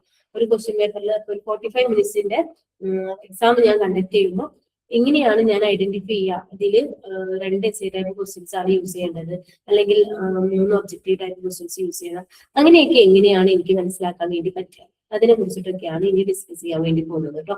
ഓരോ സ്റ്റെപ്സുകളെ കുറിച്ചിട്ടും പ്രോപ്പർ ആയിട്ട് നമ്മൾ പഠിക്കാം. ഫസ്റ്റ് വന്നത്, അതായത് നമ്മളൊരു ടെസ്റ്റ് പേപ്പർ ഡിസൈൻ ചെയ്യുന്ന സമയത്ത് ഫസ്റ്റ് നമ്മൾ ശ്രദ്ധിക്കേണ്ട കാര്യം എങ്ങനെയാണ് നമ്മൾ ഇൻസ്ട്രക്ഷണൽ ഒബ്ജക്റ്റീവ്സിന് വെയിറ്റേജ് അസൈൻ ചെയ്യാന്നുള്ളതാണ് അല്ലെ. അതായത് നമുക്കറിയാം ലേണിംഗിൽ ഡിഫറെന്റ് ഒബ്ജക്റ്റീവ്സ് ഉണ്ട് അല്ലെ. നമ്മൾ കുട്ടികളെ ടെസ്റ്റ് പേപ്പർ നടത്തുക എന്ന് പറയുമ്പോൾ, അല്ലെങ്കിൽ കുട്ടികളെ നമ്മൾ എക്സാംസിലൂടെ അക്സസ് ചെയ്യുക എന്ന് പറയുമ്പോൾ നമ്മൾ എന്തൊക്കെ കാര്യങ്ങളാണ് ശ്രദ്ധിക്കുന്നത്, കുട്ടികളുടെ നോളജ് ലെവലിനെ നമ്മൾ എന്ത് ചെയ്യുന്നുണ്ട്, ചെക്ക് ചെയ്യുന്നുണ്ട് അല്ലെ, അസസ് ചെയ്യുന്നുണ്ട്. അല്ലെങ്കിൽ കുട്ടികളുടെ അണ്ടർസ്റ്റാൻഡിങ് ലെവലിനെ നമ്മൾ അസസ് ചെയ്യുന്നുണ്ട്, കുട്ടികളുടെ ആപ്ലിക്കേഷൻ ലെവലിനെ അസസ് ചെയ്യുന്നുണ്ട്, കുട്ടികളുടെ സ്കിൽസിനെ നമ്മൾ അസസ് ചെയ്യുന്നുണ്ട് അല്ലെ. അപ്പോൾ ഒരു നല്ലൊരു ക്വസ്റ്റ്യൻ പേപ്പർ ആണെന്നുണ്ടെങ്കിൽ ഈ 4 എണ്ണത്തിനെയും നമ്മൾ എന്ത് ചെയ്യണം, ഫുള്ളി കൺസിഡർ ചെയ്യണം അല്ലെ. അതായത് 4 എണ്ണത്തിനും പ്രോപ്പർ ആയിട്ടുള്ള വെയിറ്റേജ് അസൈൻ ചെയ്ത് കൊടുക്കണം. അല്ലാതെ ഒരു ക്വസ്റ്റ്യൻ പേപ്പറിലെ ഒരു കുട്ടിയുടെ നോളജ് അണ്ടർസ്റ്റാൻഡ് ചെയ്യുന്ന പാറ്റേണിലുള്ള ക്വസ്റ്റ്യൻസ് മാത്രം ഉള്ള ഒരു ക്വസ്റ്റ്യൻ പേപ്പർ പ്രോപ്പർ ആയിട്ടുള്ള ഒരു ക്വസ്റ്റ്യൻ പേപ്പർ ആണോ? അല്ല അല്ലെ. ഒരു ക്വസ്റ്റ്യൻ പേപ്പർ അതിനിപ്പോ ഒരു 15 മിനിറ്റിന്റെ ക്വസ്റ്റ്യൻ പേപ്പർ ആയിക്കോട്ടെ, 15 മിനിറ്റിന്റെ എക്സാംസ് നടത്തുന്ന ക്വസ്റ്റ്യൻ പേപ്പർ തന്നെ ആയിക്കോട്ടെ, എന്നാൽ കൂടെ നമ്മൾ എല്ലാ ഒബ്ജക്റ്റീവ്സിനെ കുറിച്ചിട്ട് നമ്മൾ അതിൽ മെൻഷൻ ചെയ്തിരിക്കണം അല്ലെ. അപ്പൊ എങ്ങനെയാ നമുക്ക് ഐഡന്റിഫൈ ചെയ്യാൻ പറ്റുക, നോളജ് ലെവൽ എത്ര വേണം, അല്ലെങ്കിൽ അണ്ടർസ്റ്റാൻഡിങ് ലെവൽ നമ്മൾ എത്ര വെയിറ്റേജ് കൊടുക്കണം എന്നുള്ളത് എങ്ങനെയാണ് അതിനൊരു ഫോർമൽ ആയിട്ടുള്ള അല്ലെങ്കിൽ എന്താ യൂഷ്വലി നമ്മൾ ഫോളോ ചെയ്യുന്ന ഒരു ഫോർമാറ്റ് ഉണ്ട് കേട്ടോ. നമ്മളൊരു ക്വസ്റ്റ്യൻ പേപ്പർ നമ്മൾ പ്രിപ്പയർ ചെയ്യുന്ന സമയത്ത് ഇപ്പൊ ഒരു 50 മാർക്കിന്റെ ക്വസ്റ്റ്യൻ പേപ്പർ ആണ് ഞാൻ പ്രിപ്പയർ ചെയ്യുന്നതെന്ന് വിചാരിക്കാം. അതിൽ നമ്മൾ അല്ലെങ്കിൽ ഒരു ക്വസ്റ്റ്യൻ പേപ്പറിന്റെ മാർക്ക് അസൈൻ ചെയ്യുന്നതിൽ നമ്മൾ ചെയ്യേണ്ടത് നോളജ് ലെവൽ എപ്പോഴും 20% ആയിരിക്കണം. ആ ഒരു ക്വസ്റ്റ്യൻ പേപ്പറിന്റെ 20% ക്വസ്റ്റ്യൻസ് നോളജിനെ ടെസ്റ്റ് ചെയ്യുന്ന ടൈപ്പ് ഓഫ് ക്വസ്റ്റ്യൻസ് ആയിരിക്കണം. 40% ക്വസ്റ്റ്യൻസ് അണ്ടർസ്റ്റാൻഡിങ്ങിനെ ടെസ്റ്റ് ചെയ്യുന്ന ടൈപ്പ് ക്വസ്റ്റ്യൻസ് ആയിരിക്കണം. 30% അപ്ലിക്കേഷനെ ടെസ്റ്റ് ചെയ്യുന്ന ഫോർമാറ്റിലുള്ള ക്വസ്റ്റ്യൻസ് ആയിരിക്കണം. 10% ആണ് സ്കില്ലുകളെ ടെസ്റ്റ് ചെയ്യുന്ന ഫോർമാറ്റിലുള്ള ക്വസ്റ്റ്യൻസ് ഉണ്ടാക്കേണ്ടത്. ഓക്കെ, അപ്പൊ നിങ്ങൾ ഒരു ക്വസ്റ്റ്യൻ പേപ്പർ ക്രിയേറ്റ് ചെയ്യുന്ന സമയത്ത് നിങ്ങൾ എങ്ങനെയാ ക്വസ്റ്റ്യൻ പേപ്പർ നോക്കേണ്ടത്, എങ്ങനെയാ ക്രിയേറ്റ് ചെയ്യേണ്ടത്? 20% മെയിൻലി നമ്മൾ പറയാറുള്ളത് 60% നോളജിനെയും അണ്ടർസ്റ്റാൻഡിങ് ലെവലിനെയും ചെക്ക് ചെയ്യുന്ന ടൈപ്പ് ഓഫ് ക്വസ്റ്റ്യൻസ് വേണം എന്നുള്ളതാണ്. ഓക്കെ, അപ്പൊ ഒരു 60% നമ്മൾ എന്ത് ചെയ്തു, കുട്ടിയുടെ അണ്ടർസ്റ്റാൻഡിങ് ലെവലും അതുപോലെ നോളജ് ലെവലും ഒക്കെ ചെക്ക് ചെയ്യാനുള്ള ടൈപ്പ് ഓഫ് ക്വസ്റ്റ്യൻസ് ഇൻക്ലൂഡ് ചെയ്യണം. അതുപോലെ 30% എന്ത് ചെയ്യണം, അവർ പഠിച്ചിട്ടുള്ള കാര്യങ്ങൾ എന്തെങ്കിലും ഒരു അപ്ലിക്കേഷൻ ലെവലിലുള്ള ടൈപ്പ് ഓഫ് ക്വസ്റ്റ്യൻസ് നമ്മൾ ഇൻക്ലൂഡ് ചെയ്യണം. 10% അവരുടെ സ്കില്ലിനെ ചെക്ക് ചെയ്യാനുള്ള ഫോർമാറ്റിലുള്ള ക്വസ്റ്റ്യൻസ് നമ്മൾ ഇൻക്ലൂഡ് ചെയ്യണം. ഒരു നല്ല ടെസ്റ്റ് പേപ്പർ നമ്മൾ കണ്ടക്ട് ചെയ്യുന്ന സമയത്ത് എല്ലാ ഒബ്ജക്റ്റീവുകളെയും ഈ ഒരു പാറ്റേൺ നമ്മൾ കൺസിഡർ ചെയ്തിരിക്കണം. ഓക്കെ, അപ്പൊ ഒരു 50 മാർക്സിന്റെ ഒരു എക്സാം ആണ് ഞാൻ കണ്ടക്ട് ചെയ്യുന്നതെന്നുണ്ടെങ്കിൽ അതിൽ 10 മാർക്ക്, 15ന്റെ 20% എത്രയാ, 10 ആണ് അല്ലെ. 10 മാർക്ക് ആളുടെ നോളജ് ലെവൽ ചെക്ക് ചെയ്യാനുള്ളതായിരിക്കണം. അതായത് അതുപോലെ 20 അണ്ടർസ്റ്റാൻഡിങ് ലെവൽ 40% ആണ് അല്ലെ. 15ന്റെ 40%, അതായത് 20 മാർക്സ് അണ്ടർസ്റ്റാൻഡിങ് ലെവലിനെ ചെക്ക് ചെയ്യുന്ന ടൈപ്പ് ഓഫ് ക്വസ്റ്റ്യൻസ് ആയിരിക്കണം. ഇനി 50 മാർക്സ് എന്തായിരിക്കണം, കുട്ടികളുടെ ആപ്ലിക്കേഷൻ ലെവല് ടെസ്റ്റ് ചെയ്യുന്ന ടൈപ്പ് ഓഫ് ക്വസ്റ്റ്യൻസ് ആയിരിക്കണം. 5 മാർക്സിന്റെ ക്വസ്റ്റ്യൻസ് സ്കില്ലൊക്കെ ടെസ്റ്റ് ചെയ്യുന്ന ടൈപ്പ് ഓഫ് ക്വസ്റ്റ്യൻസ് ആയിരിക്കണം. അപ്പൊ നമ്മളൊരു ക്വസ്റ്റ്യൻ പേപ്പർ ക്രിയേറ്റ് ചെയ്യുന്ന സമയത്ത് ഈ ഒരു ലെവലിലാണ് ക്വസ്റ്റ്യൻസിന്റെ ഇൻസ്ട്രക്ഷണൽ ഒബ്ജക്റ്റീവ്സിന് നമ്മൾ വെയിറ്റേജ് പ്രൊവൈഡ് ചെയ്യേണ്ടത്. ക്ലിയർ ആയോ? ഡൗട്ട് ഉണ്ടോ? നിങ്ങളൊക്കെ ക്വസ്റ്റ്യൻ പേപ്പർ ഉണ്ടാക്കുന്ന സമയത്ത് ഇങ്ങനെയുള്ള കാര്യങ്ങളൊക്കെ ശ്രദ്ധിക്കുക കേട്ടോ. അതായത് ഓരോ ഇൻസ്ട്രക്ഷണൽ ഒബ്ജക്റ്റീവ്സിനും ഈ ഒരു പാറ്റേണിലാണ് നമ്മൾ എന്ത് ചെയ്യേണ്ടത്, മാർക്ക് അല്ലെങ്കിൽ വെയിറ്റേജുകൾ നമ്മൾ കൊടുക്കേണ്ടത്. ഓക്കെ, നെക്സ്റ്റ് നമുക്ക് ഓരോ കണ്ടന്റ് ഏരിയാസിൽ നിന്നും എങ്ങനെയാണ് വെയിറ്റേജ് കൊടുക്കേണ്ടതെന്ന് നമുക്ക് അറിയണം അല്ലെ. അതായത് നമ്മളിപ്പോ ഒരു 6-7 ചാപ്റ്റേഴ്സ് നമ്മൾ ഒരുമിച്ച് എക്സാം നടത്താണെന്ന് വിചാരിക്കാം, ഹാഫ് ഇയർലി ഒക്കെ പോലെ നമ്മൾ ചെയ്യില്ലേ. അപ്പൊ നമുക്ക് എന്ത് ചെയ്യണം, ഓരോ ചാപ്റ്ററിനും എങ്ങനെയാണ് നമ്മൾ വെയിറ്റേജ് കൊടുക്കുക എന്നുള്ളത് അറിഞ്ഞിരിക്കണം അല്ലെ. ഇപ്പൊ നമ്മൾ സിലബസിലോട്ട് നോക്കാം. സിലബസ് ബേസിസ് ഇപ്പം യൂണിവേഴ്സിറ്റി തന്നെ, ഇപ്പൊ യൂണിവേഴ്സിറ്റി അല്ല, ഇപ്പൊ 10th അല്ലെങ്കിൽ 8th സ്റ്റാൻഡേർഡിന്റെ സിലബസ് നമുക്ക് യൂണിവേഴ്സിറ്റി പ്രൊവൈഡ് ചെയ്യുന്ന സിലബസിൽ ഈ നമ്മുടെ സ്റ്റേറ്റ് ഗവൺമെന്റ് ആണെങ്കിൽ സ്റ്റേറ്റ് ഗവൺമെന്റ് പ്രൊവൈഡ് ചെയ്ത സിലബസിൽ പ്രോപ്പർ ആയിട്ട് പറഞ്ഞിട്ടുണ്ടായിരിക്കില്ലേ ഓരോ ചാപ്റ്ററിനും എത്ര വെയിറ്റേജ് ആണ് ഉള്ളത് എന്നുള്ളത്. അപ്പൊ ആ ഒരു വെയിറ്റേജിനനുസരിച്ചിട്ട് നമ്മൾ എന്ത് ചെയ്യാം, ഓരോ ചാപ്റ്ററിന്റെയും ഇമ്പോർട്ടൻസിനനുസരിച്ചിട്ട് പെർസെന്റേജ് അസൈൻ ചെയ്ത് കൊടുക്കുക എന്നുള്ളതാണ്. ഏറ്റവും ഇമ്പോർട്ടന്റ് ആയിട്ടുള്ള ചാപ്റ്ററിൽ നിന്ന് എന്ത് ചെയ്യാം, ഏറ്റവും കൂടുതൽ ക്വസ്റ്റ്യൻസ് നമ്മൾ പ്രൊവൈഡ് ചെയ്യാം. ഒരു ബേസിക് ആയിട്ടൊക്കെ ഫസ്റ്റ് ചാപ്റ്റർ ഒക്കെ അധികം എന്തായിരിക്കും, ആ ഒരു കണ്ടന്റിലോട്ട് കിടക്കാനുള്ള ബേസിക് ആയിട്ടുള്ള കാര്യങ്ങളായിരിക്കും ഫസ്റ്റ് ചാപ്റ്ററിലൊക്കെ അധികം വരിക അല്ലെ. അപ്പൊ അതിൽ നിന്നൊന്നും അധികം ക്വസ്റ്റ്യൻസിന്റെ ആവശ്യമില്ല. അത് കുട്ടികൾ പ്രീവിയസ് ആയിട്ട് പഠിച്ചിട്ടുള്ള കാര്യങ്ങളൊക്കെ കണക്ട് ചെയ്യാനുള്ള ടൈപ്പ് ഓഫ് ഡാറ്റാസ് ആയിരിക്കും ഫസ്റ്റ് ചാപ്റ്ററിലൊക്കെ അധികം വരിക. അപ്പൊ അതിനനുസരിച്ചിട്ട് ഓരോ ചാപ്റ്ററിന്റെയും വെയിറ്റേജ് അനുസരിച്ചിട്ട് അതിന് മാർക്ക് അലോട്ട് ചെയ്ത് കൊടുക്കുക എന്നുള്ളതാണ്. ഓരോ ചാപ്റ്ററിന്റെയും വെയിറ്റേജ് അനുസരിച്ചിട്ട് നമ്മൾ എന്ത് ചെയ്യുക, അതിൽ നിന്നും ക്വസ്റ്റ്യൻസ് ചോദിക്കുക എന്നുള്ളതാണ്. Mark are distributed according to the importance of topic. ടോപ്പിക്സിനെ കൺസിഡർ ചെയ്തിട്ട് ടോപ്പിക്സിനനുസരിച്ചിട്ട് നമ്മൾ എന്ത് ചെയ്യാം, ഓരോ ചാപ്റ്ററിൽ നിന്നും എത്ര ക്വസ്റ്റ്യൻസ് ഞാൻ ഇൻക്ലൂഡ് ചെയ്യണം എന്നുള്ളത് നമ്മൾ അസൈൻ ചെയ്ത് കൊടുക്കാം. ഓക്കെ, അപ്പൊ ഏറ്റവും more important unit receive more mark. ഏറ്റവും ഇമ്പോർട്ടന്റ് ആയിട്ടുള്ള യൂണിറ്റിലായിരിക്കും നമ്മൾ ഏറ്റവും കൂടുതൽ ക്വസ്റ്റ്യൻസ് ഇൻക്ലൂഡ് ചെയ്യുക, അല്ലെങ്കിൽ ഏറ്റവും കൂടുതൽ മാർക്കിനുള്ള ക്വസ്റ്റ്യൻസ് നമ്മുടെ ക്വസ്റ്റ്യൻ പേപ്പറിൽ നമ്മൾ ഇൻക്ലൂഡ് ചെയ്യുക. ഏറ്റവും കൂടുതൽ ഇമ്പോർട്ടൻസ് ഉള്ള ചാപ്റ്ററിൽ നിന്നായിരിക്കും. അപ്പൊ ആ ഒരു ഫോർമാറ്റിൽ നമ്മൾ കണ്ടന്റ് ഏരിയാസിനും വെയിറ്റേജ് കൊടുക്കണം. ഇനി നെക്സ്റ്റ് വരുന്നതാണ് നമ്മൾ നമ്പർ ഓഫ് ടെസ്റ്റ് ഐറ്റംസ് അല്ലെ. അതായത് എത്ര നമ്പർ ഓഫ് ടെസ്റ്റ് ഐറ്റംസ് വേണം എന്നുള്ളത് നമ്മൾ ഫിക്സ് ചെയ്യണം എന്നുള്ളത് അല്ലെ. അതായത് ഇപ്പോ എത്ര എസ്സേ ടൈപ്പ് ക്വസ്റ്റ്യൻസ് ഇൻക്ലൂഡ് ചെയ്യാം, എത്ര ഒബ്ജക്റ്റീവ് ടൈപ്പ് ക്വസ്റ്റ്യൻസ് ഇൻക്ലൂഡ് ചെയ്യാം, അങ്ങനെയുള്ള കാര്യങ്ങളൊക്കെ നമുക്ക് അറിഞ്ഞിരിക്കണം അല്ലെ. അപ്പൊ അതെങ്ങനെയാ നമ്മൾ മനസ്സിലാക്കാം. The number of test items to be included in the test depend upon the limit fixed for the test. Okay, time limit fixed for the test. Okay, അപ്പൊ നമ്മൾ എപ്പോഴും ഒരു ടെസ്റ്റ് ഐറ്റംസിൽ എത്ര എസ്സേ ടൈപ്പ് ക്വസ്റ്റ്യൻസ് വേണം, എത്ര objective type of questions വേണം, അതൊക്കെ നമ്മൾ ഫിക്സ് ചെയ്യുന്നത് എത്ര ടൈം ഡ്യൂറേഷനിലുള്ള എക്സാം ആണ് നമ്മൾ കണ്ടക്ട് ചെയ്യുന്നത് എന്നുള്ളതിനെ ബേസ് ചെയ്തിട്ടാണ്. ഓക്കെ, അപ്പൊ അല്ലെങ്കിൽ എന്ത് ചെയ്യാം, ഏതൊക്കെ ടെസ്റ്റ് ഐറ്റം ആണ് ഇൻക്ലൂഡ് ചെയ്യേണ്ടത്, ഏതൊക്കെ ഫോംസ് ഓഫ് ടെസ്റ്റ് ഐറ്റംസ് ആണ് ഇൻക്ലൂഡ് ചെയ്യേണ്ടത് അതിനെ ഡിപ്പെൻഡ് ചെയ്യുന്നുണ്ട്. അല്ലെങ്കിൽ നമുക്ക് കുട്ടികളുടെ ഏജ് ലെവലിനനുസരിച്ചിട്ട്, ചെറിയ കുട്ടികളൊക്കെ ആണെങ്കിൽ പ്രീ സ്കൂളിലൊക്കെ പോയിട്ട് നമുക്ക് എസ്സേ ടൈപ്പ് ക്വസ്റ്റ്യൻസ് ചെയ്താൽ പറഞ്ഞാൽ അവർക്ക് പോസിബിൾ ആവും ഇല്ല അല്ലെ. അപ്പൊ നമ്മൾ ഏതൊക്കെ ടെസ്റ്റ് ഐറ്റംസ്, എത്ര നമ്പർ ടെസ്റ്റ് ഐറ്റംസ് അല്ലെങ്കിൽ ഏതൊക്കെ type of test items include ചെയ്യണം എന്നുള്ളത് എക്സാമിന്റെ ടൈം ഡ്യൂറേഷൻ, അതുപോലെ ഏതൊക്കെ ടെസ്റ്റ് ഐറ്റംസ് ആണ് ഇൻക്ലൂഡ് ചെയ്യേണ്ടത്, ഏതൊക്കെ ഫോംസ് ഓഫ് ടെസ്റ്റ് ഐറ്റംസ് ആണ് ഇൻക്ലൂഡ് ചെയ്യേണ്ടത്, അതുപോലെ കുട്ടികളുടെ ഏജ് ലെവല്, അതുപോലെ കണ്ടന്റിന്റെ ഡിഫിക്കൽറ്റി ലെവല്, അതുപോലെ കണ്ടന്റിന്റെ റേഞ്ച്. അതായത് വലിയൊരു കണ്ടന്റ് ഒക്കെ ആണെങ്കിൽ നമുക്ക് എന്തായാലും എന്ത് വേണ്ടി വരും, ഒബ്ജക്റ്റീവ് ടൈപ്പ് ക്വസ്റ്റ്യൻസ് ഒക്കെ കുറച്ചധികം യൂസ് ചെയ്യേണ്ടി വരും, എസ്സേ ടൈപ്പ് ക്വസ്റ്റ്യൻസ് ഇൻക്ലൂഡ് ചെയ്യേണ്ടി വരും. അതിന് സബ്ജക്ട് കണ്ടന്റിന്റെ റേഞ്ച് എത്രത്തോളം ഉണ്ട് എന്നുള്ളതിനെ ബേസ് ചെയ്തിട്ടും ഒക്കെ എന്ത് ചെയ്യുന്നുണ്ട്, ഈ ഒരു ടെസ്റ്റ് ഐറ്റംസ് എത്ര നമ്പർ നമുക്ക് യൂസ് ചെയ്യാം എന്നുള്ളത് വേരി ചെയ്യുന്നു. ഓക്കെ, ഇതിനെയൊക്കെ എന്ത് ചെയ്യുന്നുണ്ട്, നമ്മൾ ഏതൊക്കെ ടെസ്റ്റ് ഐറ്റംസ് എത്ര നമ്പർ യൂസ് ചെയ്യാം എന്നുള്ളത് ഡിപ്പെൻഡ് ചെയ്യുന്നുണ്ട്. യൂഷ്വലി നമ്മൾ ടൈം ഡ്യൂറേഷനെ ബേസ് ചെയ്തിട്ടാണ് ചെയ്യാറുള്ളത് കേട്ടോ. ഈ മെത്തേഡുകളൊക്കെ നമ്മൾ കൺസിഡർ ചെയ്യണമെങ്കിൽ കൂടെ നമ്മൾ ഒരു നോർമലി ഒരു 8 to 10th സ്റ്റാൻഡേർഡിലൊക്കെ പഠിക്കുന്ന കുട്ടികളൊക്കെ ആണെങ്കിൽ മെയിൻലി നമ്മൾ ടൈം ഡ്യൂറേഷനെ ബേസ് ചെയ്തിട്ടാണ് forms of test items check ചെയ്യാറുള്ളത്. ഓക്കെ, 1 ഹവറിന്റെ എക്സാം ആണെങ്കിൽ നമ്മൾ 3 to 4 type of questions include ചെയ്യാറുണ്ട്. ഇനി 2 ഹവറിന്റെ എക്സാം ആണെങ്കിൽ 5 to 6 forms of test items ആണ് നമുക്ക് ഇൻക്ലൂഡ് ചെയ്യാൻ പറ്റുക. ഓക്കെ, അതുപോലെ 45 മിനിറ്റ്സിന്റെ, അതായത് നമ്മൾ ഒരു പീരീഡ് നടത്തുന്ന എക്സാം ആണെന്നുണ്ടെങ്കിൽ മെയിൻലി 3 ടൈപ്പ് ഓഫ് ക്വസ്റ്റ്യൻസ് ആണ് നമുക്ക് അതിൽ ഇൻക്ലൂഡ് ചെയ്യാൻ പറ്റുക. ആ 3 ടൈപ്പ് ഓഫ് ക്വസ്റ്റ്യൻസിൽ തന്നെ നിങ്ങൾക്ക് എന്ത് ചെയ്യാം, ഒരു എസ്സേ ടൈപ്പ് ക്വസ്റ്റ്യൻസ് ഉണ്ടാക്കാം, ഒരു short answer, very short answer type questions ഉണ്ടാക്കാം, ഒരു ഒബ്ജക്റ്റീവ് ടെസ്റ്റ് ഐറ്റംസ് ഇൻക്ലൂഡ് ചെയ്യാം. അതൊക്കെ ടീച്ചേഴ്സിന്റെ ഇഷ്ടത്തിനനുസരിച്ച് ചെയ്യാവുന്നതാണ്. എപ്പോഴും ശ്രദ്ധിക്കുക, ഈ ഒരു ടൈം ഡ്യൂറേഷന്റെ ഉള്ളിൽ കുട്ടികൾക്ക് അത് ഫിനിഷ് ചെയ്യാൻ പറ്റുമോ എന്നുള്ളതാണ് നമ്മൾ ചെക്ക് ചെയ്യേണ്ടത്.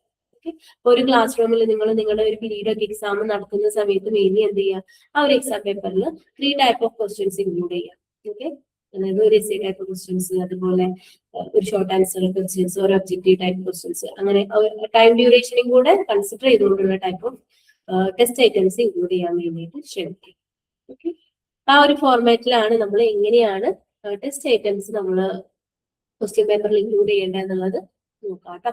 നെക്സ്റ്റ് വരുന്നതാണ് ഡിഫിക്കൽറ്റി ലെവലിന് നമ്മൾ വെയിറ്റേജ് കൊടുക്കണം എന്നുള്ളത് അല്ലെ. അതായത് ഞാനൊരു ക്വസ്റ്റ്യൻ പേപ്പർ കൺസ്ട്രക്ട് ചെയ്തു, ഞാൻ എല്ലാം ഭയങ്കര ടഫ് ആയിട്ടുള്ള ക്വസ്റ്റ്യൻസ് ചെയ്യാൻ ഭയങ്കര എന്താ സംഭവമാണെന്ന് തെളിയിക്കാൻ വേണ്ടിയിട്ട് ഞാൻ ഇതിന് എല്ലാം നല്ല ടഫ് ആയിട്ടുള്ള ക്വസ്റ്റ്യൻസ് കൊടുത്തു. അപ്പൊ എന്ത് സംഭവിക്കും, ഓൾറെഡി പഠിക്കാൻ മടിയില്ല, അല്ലെങ്കിൽ എന്നെ കൊണ്ട് പഠിക്കാൻ കഴിയില്ല, എനിക്കിത് ഭയങ്കര ടഫാണെന്ന് വിചാരിച്ചിരിക്കുന്ന കുട്ടികളുടെ കോൺഫിഡൻസ് ഫുള്ള് പോലെ അവർക്ക് എന്ത് തോന്നും, എനിക്ക് പഠിക്കാൻ കഴിയില്ല, ഈ പഠിത്തം എന്നുള്ള സംഭവം എന്നെ കൊണ്ട് നടക്കില്ല എന്നുള്ള രീതിക്ക് ലേണിങ്ങിനെ ഒരു ഡീമോട്ടിവേറ്റ് ചെയ്യുന്ന ഫോർമാറ്റിലായിരുന്നു അല്ലെ. ഇനി നമ്മൾ അതൊന്നും ഇല്ലാതിട്ട് ഇങ്ങനെയുള്ള ടെൻഷനൊന്നും വരണ്ടെന്ന് വിചാരിച്ചിട്ട് നമ്മൾ എന്ത് ചെയ്യാണ്, നല്ല സിമ്പിൾ ആയിട്ടുള്ള ക്വസ്റ്റ്യൻസ് മാത്രമുള്ള ഒരു ക്വസ്റ്റ്യൻ പേപ്പർ ക്രിയേറ്റ് ചെയ്തു. അപ്പൊ എന്താ സംഭവിക്കുക, കുട്ടികൾ അത്യാവശ്യം പഠിക്കുന്ന കുട്ടികളൊക്കെ വിചാരിക്കും ഇത്രയേ ഉള്ളൂ പഠിക്കാൻ, ഇത് ഭയങ്കര സിമ്പിൾ ആണല്ലോ, ഇതിനൊക്കെ ഞാൻ നല്ല ടെൻഷൻ അടിക്കണേ, അപ്പൊ ഇന്നും വായിക്കേണ്ട ആവശ്യമൊന്നുമില്ല, ഇന്നും പഠിക്കേണ്ട ആവശ്യമൊന്നുമില്ല, ഇതൊക്കെ വളരെ സിമ്പിൾ ആയിട്ട് എനിക്ക് ചെയ്യാൻ പറ്റുന്നുള്ള ഒരു രീതിക്ക് അല്ലെ. അത് ലേണിങ്ങിന് അത്ര ഇമ്പോർട്ടൻസ് കൊടുക്കണ്ട എന്നുള്ള ലെവലിലോട്ടാണ്. അപ്പൊ നമ്മൾ എന്ത് ചെയ്യണം, ഒരു ആവറേജ് ലെവലിൽ എല്ലാ ടൈപ്പ് ഓഫ് ടെസ്റ്റ് ഐറ്റംസും ഇൻക്ലൂഡ് ചെയ്യുന്ന ടൈപ്പ്, എല്ലാ ഡിഫിക്കൽറ്റി ലെവലിലുള്ള ക്വസ്റ്റ്യൻസും ഇൻക്ലൂഡ് ചെയ്യുന്ന ടൈപ്പിൽ വേണം നമ്മൾ ക്ലാസ് പ്രൊവൈഡ് ചെയ്യാൻ അല്ലെ. അപ്പൊ അതെങ്ങനെയാണ് നമുക്ക് ചെയ്യാൻ പറ്റുക, ഏറ്റവും പ്രോപ്പർ ആയിട്ടുള്ള വേറെ എങ്ങനെയാണ് ചെയ്യാൻ പറ്റുക എന്നുള്ളത് നോക്കാട്ടോ.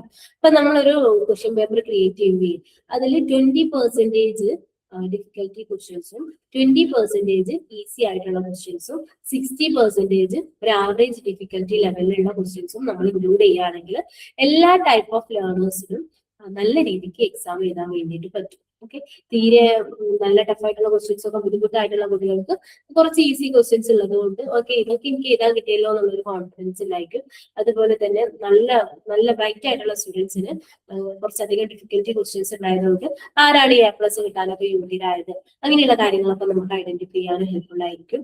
അതുപോലെ ആവറേജ് ലെവലിൽ പഠിക്കുന്ന കുട്ടികൾക്ക് ഈ 2 പ്രശ്നങ്ങളൊന്നുമില്ല അല്ലെ, അവർക്ക് ഡിഫിക്കൽറ്റി ലെവൽ ഉള്ളതുകൊണ്ട് ഈസി ആയിട്ടുള്ളതുണ്ട്, അപ്പൊ അവർക്കും അത്യാവശ്യം മാർക്കുകൾ സ്കോർ ചെയ്യാൻ വേണ്ടിയിട്ട് പറ്റും. അപ്പൊ ഈ ഒരു ലെവലിൽ നമ്മൾ ക്വസ്റ്റ്യൻസ് ഇൻക്ലൂഡ് ചെയ്യുകയാണെങ്കിൽ പ്രോപ്പർ ആയിട്ട് എല്ലാ ടൈപ്പ് ഓഫ് ലേണേഴ്സിനെയും കൺസിഡർ ചെയ്തുകൊണ്ട് നമുക്കൊരു എക്സാം കൺസ്ട്രക്ട് ചെയ്യാൻ വേണ്ടിയിട്ട് പറ്റും. ഓക്കെ, ഒരു ടെസ്റ്റ് പേപ്പർ കൺസ്ട്രക്ട് ചെയ്യാൻ വേണ്ടിയിട്ട് പറ്റും. അപ്പൊ നിങ്ങളൊക്കെ ക്വസ്റ്റ്യൻ പേപ്പർ ഉണ്ടാക്കുന്ന സമയത്ത് ഡിഫിക്കൽറ്റി ലെവൽ ക്വസ്റ്റ്യൻസ് 20% ഇരുന്നു ഒരു 50 മാർക്സ് ഉള്ള ക്വസ്റ്റ്യൻ ടെസ്റ്റ് പേപ്പർ ആണ് നിങ്ങൾ നടപ്പിലാക്കുന്നുണ്ടെങ്കിൽ അതിലൊരു 10 മാർക്ക് ഡിഫിക്കൽറ്റി ക്വസ്റ്റ്യന് കൊടുക്കുക, 10 മാർക്ക് ഈസി ക്വസ്റ്റ്യൻ കൊടുക്കുക, 30 മാർക്സ് ഒരു ആവറേജ് ഡിഫിക്കൽറ്റി ലെവലിലുള്ള ക്വസ്റ്റ്യൻസും ഇൻക്ലൂഡ് ചെയ്യുക. അപ്പൊ ഈ ഒരു ഫോർമാറ്റിലാണ് നിങ്ങൾ ക്വസ്റ്റ്യൻ പേപ്പർ ക്രിയേറ്റ് ചെയ്യുമ്പോൾ ശ്രദ്ധിക്കേണ്ടത് കേട്ടോ. ഓക്കെ, അപ്പൊ നമ്മൾ എന്തൊക്കെയാ അപ്പൊ ചെയ്തേ? ഫസ്റ്റ് നമ്മൾ കുട്ടികളെ കുറിച്ച് പഠിച്ചു അല്ലെ. ഫസ്റ്റ് പ്ലാനിങ് എന്നുള്ള സെഷനിൽ എങ്ങനെയാണ് ടെസ്റ്റ് പേപ്പറുകൾ നടപ്പിലാക്കേണ്ടത്, എന്തൊക്കെ കാര്യങ്ങളാണ് ഞാനത് ശ്രദ്ധിക്കേണ്ടത്, എത്ര മാർക്കിന്റെ ടെസ്റ്റ് പേപ്പർ ആണെന്നുള്ളത് നമ്മൾ സെലക്ട് ചെയ്തു. പിന്നെ നമ്മൾ ടെസ്റ്റ് പേപ്പറിന്റെ ഡിസൈൻ ചെയ്തു അല്ലെ. ഡിസൈൻ ചെയ്ത സമയത്ത് നമ്മൾ ഇൻസ്ട്രക്ഷണൽ ഒബ്ജക്റ്റീവ്സിനെ കൺസിഡർ ചെയ്തു, കണ്ടന്റ് ഏരിയാസിനൊക്കെ വെയിറ്റേജ് പ്രൊവൈഡ് ചെയ്തു, ഏതൊക്കെ ടെസ്റ്റ് ഐറ്റംസ് എത്ര നമ്പറാ വേണ്ടതെന്നുള്ളത് നമ്മൾ ചെയ്തു. അതുപോലെ ഡിഫിക്കൽറ്റി ലെവലിന് വെയിറ്റേജ് കൊടുത്തിട്ട് അതെങ്ങനെയാണ് വേണ്ടതെന്നുള്ളതൊക്കെ നമ്മൾ ചെയ്തു അല്ലെ. ഇനി തേർഡ് ആയിട്ട് നമുക്ക് ചെയ്യാനുള്ളത് എന്താ? നമ്മളിപ്പോ ഈ ഡിസൈഡ് ചെയ്ത കാര്യങ്ങളൊക്കെ ഒരു ക്വസ്റ്റ്യൻ പേപ്പറിന്റെ ഒരു ബ്ലൂ പ്രിന്റിൽ നമ്മൾ ഉണ്ടാക്കിയെടുക്കാന്നുള്ളതാണ്. ഓക്കെ, അപ്പൊ ബ്ലൂ പ്രിന്റ് എന്ന് പറഞ്ഞിട്ടുണ്ടെങ്കിൽ എന്താ? Blueprint is the 3-dimensional chart showing objectives, content areas and question type. അതായത് നമ്മുടെ ഒരു ക്വസ്റ്റ്യൻ പേപ്പർ ഈ ഒരു ബ്ലൂ പ്രിന്റ് നോക്കി കഴിഞ്ഞാലേ ക്വസ്റ്റ്യൻ പേപ്പറിന്റെ ഒരു രൂപരേഖ എന്നുള്ളതാണ് ബ്ലൂ പ്രിന്റ് ഉദ്ദേശിക്കുന്നത് കേട്ടോ. ഈ ഒരു ബ്ലൂ പ്രിന്റ് നോക്കി കഴിഞ്ഞാൽ ഇങ്ങനെയാണ് ക്വസ്റ്റ്യൻ പേപ്പർ ഉണ്ടാവുക എന്നുള്ളതിനെ കുറിച്ചിട്ട് ഒരു പ്രോപ്പർ ആയിട്ടുള്ള ഐഡിയ നമുക്ക് കിട്ടും. ഓക്കെ, അപ്പൊ ഇതിന് എന്തിനു വേണ്ടിയിട്ടാണ് ബ്ലൂ പ്രിന്റുകൾ യൂസ് ചെയ്യുന്നത്? It gives the structure of the question paper. Question പേപ്പറിന്റെ സ്ട്രക്ചർ പ്രോപ്പർ ആയിട്ട് ഐഡന്റിഫൈ, ക്വസ്റ്റ്യൻ പേപ്പർ ക്രിയേറ്റ് ചെയ്യുന്നതിന് മുമ്പായിട്ട് ഒരു ബ്ലൂ പ്രിന്റ് നമ്മൾ ഉണ്ടാക്കി വെച്ച് കഴിഞ്ഞാൽ നമുക്ക് ക്വസ്റ്റ്യൻ പേപ്പർ ക്രിയേറ്റ് ചെയ്യാൻ ഒന്നുകൂടെ എളുപ്പമായിരിക്കും. ഓക്കെ, അതിന്റെ യൂസസ് നോക്കുകയാണെങ്കിൽ it ensure content validity, show scope of the test and give importance to learning outcome, avoid overlapping of questions. ഒരു ചാപ്റ്ററിൽ നിന്ന് തന്നെ കൂടുതൽ ക്വസ്റ്റ്യൻസ് വരുന്നതൊക്കെ പ്രിവെന്റ് ചെയ്യാനൊക്കെ അവോയ്ഡ് ചെയ്യാനൊക്കെ ബ്ലൂ പ്രിന്റ് നമ്മളെ ഹെൽപ്പ് ചെയ്യുന്നുണ്ട്. അപ്പൊ ഒരു മോഡൽ ബ്ലൂ പ്രിന്റ് ഞാൻ കൊടുത്തിട്ടുണ്ട് കേട്ടോ. അതിലെന്താ ഹൊറിസോണ്ടൽ ആയിട്ട് knowledge, understanding, application, skill level, അതായത് നമ്മുടെ ഒബ്ജക്റ്റീവ്സുകളുടെ ഡിഫറെന്റ് ലെവൽസുകൾ കൊടുത്തിട്ടുണ്ട്. ഇൻസ്ട്രക്ഷണൽ ഒബ്ജക്റ്റീവ്സിന്റെ താഴോട്ട് വേർട്ടിക്കലി നോക്കുകയാണെങ്കിൽ കണ്ടന്റ് ഓരോ യൂണിറ്റിലെയും കണ്ടന്റ് പാർട്ടുകൾ കൊടുത്തിട്ടുണ്ട് അല്ലെ. ഓരോ യൂണിറ്റ് 1 നിന്ന് എങ്ങനെ യൂണിറ്റ് 2, യൂണിറ്റ് 3 അങ്ങനെ ഓരോ യൂണിറ്റ് ബേസിസിൽ കൊടുത്തിട്ടുണ്ട്. അപ്പൊ നമുക്ക് എന്ത് മനസ്സിലാക്കാൻ പറ്റും? ഇപ്പൊ ഈ ഒരു ബ്ലൂ പ്രിന്റ് നോക്കി കഴിഞ്ഞാൽ എനിക്ക് എന്താ യൂണിറ്റ് ഓരോ നോളജ് ലെവലിൽ, അതായത് ഓരോ ഇൻസ്ട്രക്ഷണൽ ഒബ്ജക്റ്റീവ്സിലും എസ് എ ടൈപ്പ് എത്ര, ഷോർട്ട് ആൻസർ എത്ര, വെരി ഷോർട്ട് ആൻസർ എത്ര, ഒബ്ജക്റ്റീവ് ടൈപ്പ് എത്ര എന്നുള്ളതൊക്കെ നമ്മൾ എന്ത് ചെയ്യും കൊടുക്കും കേട്ടോ. അപ്പൊ ഇപ്പൊ യൂണിറ്റ് 1 നോക്കുകയാണെങ്കിൽ യൂണിറ്റ് 1 നോളജ് ലെവല് ചെക്ക് ചെയ്യുന്ന ടൈപ്പുള്ള ക്വസ്റ്റ്യൻസ് ഒന്നും വേണ്ട. യൂണിറ്റ് 1 അണ്ടർസ്റ്റാൻഡിംഗ് ലെവൽ ചെക്ക് ചെയ്യാനുള്ള ഒരു ക്വസ്റ്റ്യൻ ആണ് ഉള്ളത്. അത് short answer type of question ആണ് ഞാൻ പ്രിപ്പയർ ചെയ്യേണ്ടത്. അപ്പൊ എനിക്ക് എളുപ്പമാണ് ക്വസ്റ്റ്യൻ പേപ്പർ ക്രിയേറ്റ് ചെയ്യാനില്ല. യൂണിറ്റ് 1 നിന്നും ഷോർട്ട് ആൻസർ ടൈപ്പ് ആണ് വേണ്ടത്. അതെന്നെ കുട്ടിയുടെ അണ്ടർസ്റ്റാൻഡിംഗ് ലെവൽ ചെക്ക് ചെയ്യാനുള്ള ക്വസ്റ്റ്യൻ ആണ്. അപ്പൊ യൂണിറ്റ് 1 അതോടുകൂടെ കഴിഞ്ഞു. പിന്നെ എനിക്ക് യൂണിറ്റ് 1 ഇങ്ങനെ ചെക്ക് ചെയ്യേണ്ട ആവശ്യമില്ല അല്ലെ. ഇനി യൂണിറ്റ് 2 എന്താ? യൂണിറ്റ് ലെവൽ 2 കുട്ടിയുടെ നോളജ് ലെവൽ ചെക്ക് ചെയ്യാനുള്ള ഒരു ക്വസ്റ്റ്യൻ ഉണ്ട്. അത് ഒബ്ജക്റ്റീവ് ടൈപ്പ് ഓഫ് ക്വസ്റ്റ്യൻസ് ആണ് ചെയ്യേണ്ടത്. അങ്ങനെ ഓരോ യൂണിറ്റിൽ നിന്നും ഏതൊക്കെ ടൈപ്പ് ക്വസ്റ്റ്യൻസ് വേണം, അത് കുട്ടിയുടെ ഏത് ലെവലിൽ ചെക്ക് ചെയ്യാനുള്ളതാണെന്നൊക്കെ എനിക്ക് പ്രോപ്പർ ആയിട്ട് എനിക്ക് മനസ്സിലാക്കാൻ വേണ്ടിയിട്ട് പറ്റും. അപ്പൊ ബ്ലൂ പ്രിന്റ് ഉണ്ടായി കഴിഞ്ഞാൽ എളുപ്പമാണ് അല്ലെ. നമുക്ക് പെട്ടെന്ന് എന്ത് ചെയ്യാൻ പറ്റും? ക്വസ്റ്റ്യൻസ് ക്രിയേറ്റ് ചെയ്തെടുക്കാൻ വേണ്ടിയിട്ട് പറ്റും. ഓക്കെ, അപ്പോ നിങ്ങളൊക്കെ ക്വസ്റ്റ്യൻ പേപ്പർ ക്രിയേറ്റ് ചെയ്യുമ്പോൾ ഫസ്റ്റ് നിങ്ങൾ ഉണ്ടാക്കേണ്ടത് മോഡൽ ബ്ലൂ പ്രിന്റ് ആണ് കേട്ടോ. അതിനുശേഷമാണ് നമ്മൾ ക്വസ്റ്റ്യൻ പേപ്പർ ക്രിയേറ്റ് ചെയ്യുന്നത്. ഓക്കെ, മോഡൽ ഗ്രൂപ്പിംഗ് ഉണ്ടാക്കി കഴിഞ്ഞാൽ നെക്സ്റ്റ് വരുന്ന സ്റ്റെപ്പാണ് writing the test item and assembling the question paper. ഓരോ ടെസ്റ്റ് ഐറ്റംസ് എഴുതി വെക്കുക, എന്നിട്ട് നമുക്ക് എന്ത് ചെയ്യാം? ഒരു ക്വസ്റ്റ്യൻ പേപ്പർ ക്രിയേറ്റ് ചെയ്യാം. ക്വസ്റ്റ്യൻ പേപ്പറിൽ എന്തുണ്ടായിരിക്കണം?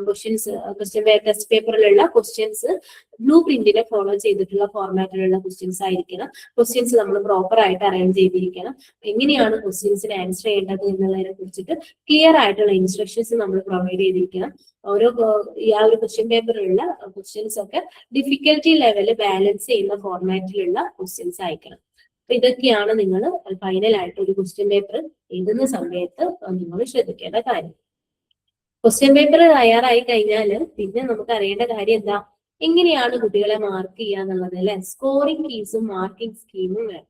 ഓക്കെ, എന്താ കുട്ടികൾ എങ്ങനെയാണ് കുട്ടികൾക്ക് നമ്മൾ മാർക്ക് പ്രൊവൈഡ് ചെയ്യുക എന്നുള്ളതിൽ ബേസ് ചെയ്തിട്ട് ക്വസ്റ്റ്യൻ പേപ്പർ ക്രിയേറ്റ് ചെയ്ത് കഴിഞ്ഞാൽ പിന്നെ നമുക്ക് എങ്ങനെ കുട്ടികൾക്ക് മാർക്ക് ഇടാം, മാർക്ക് അസൈൻ ചെയ്ത് കൊടുക്കാം എന്നുള്ളതാണ് അറിയുന്നത് അല്ലെ.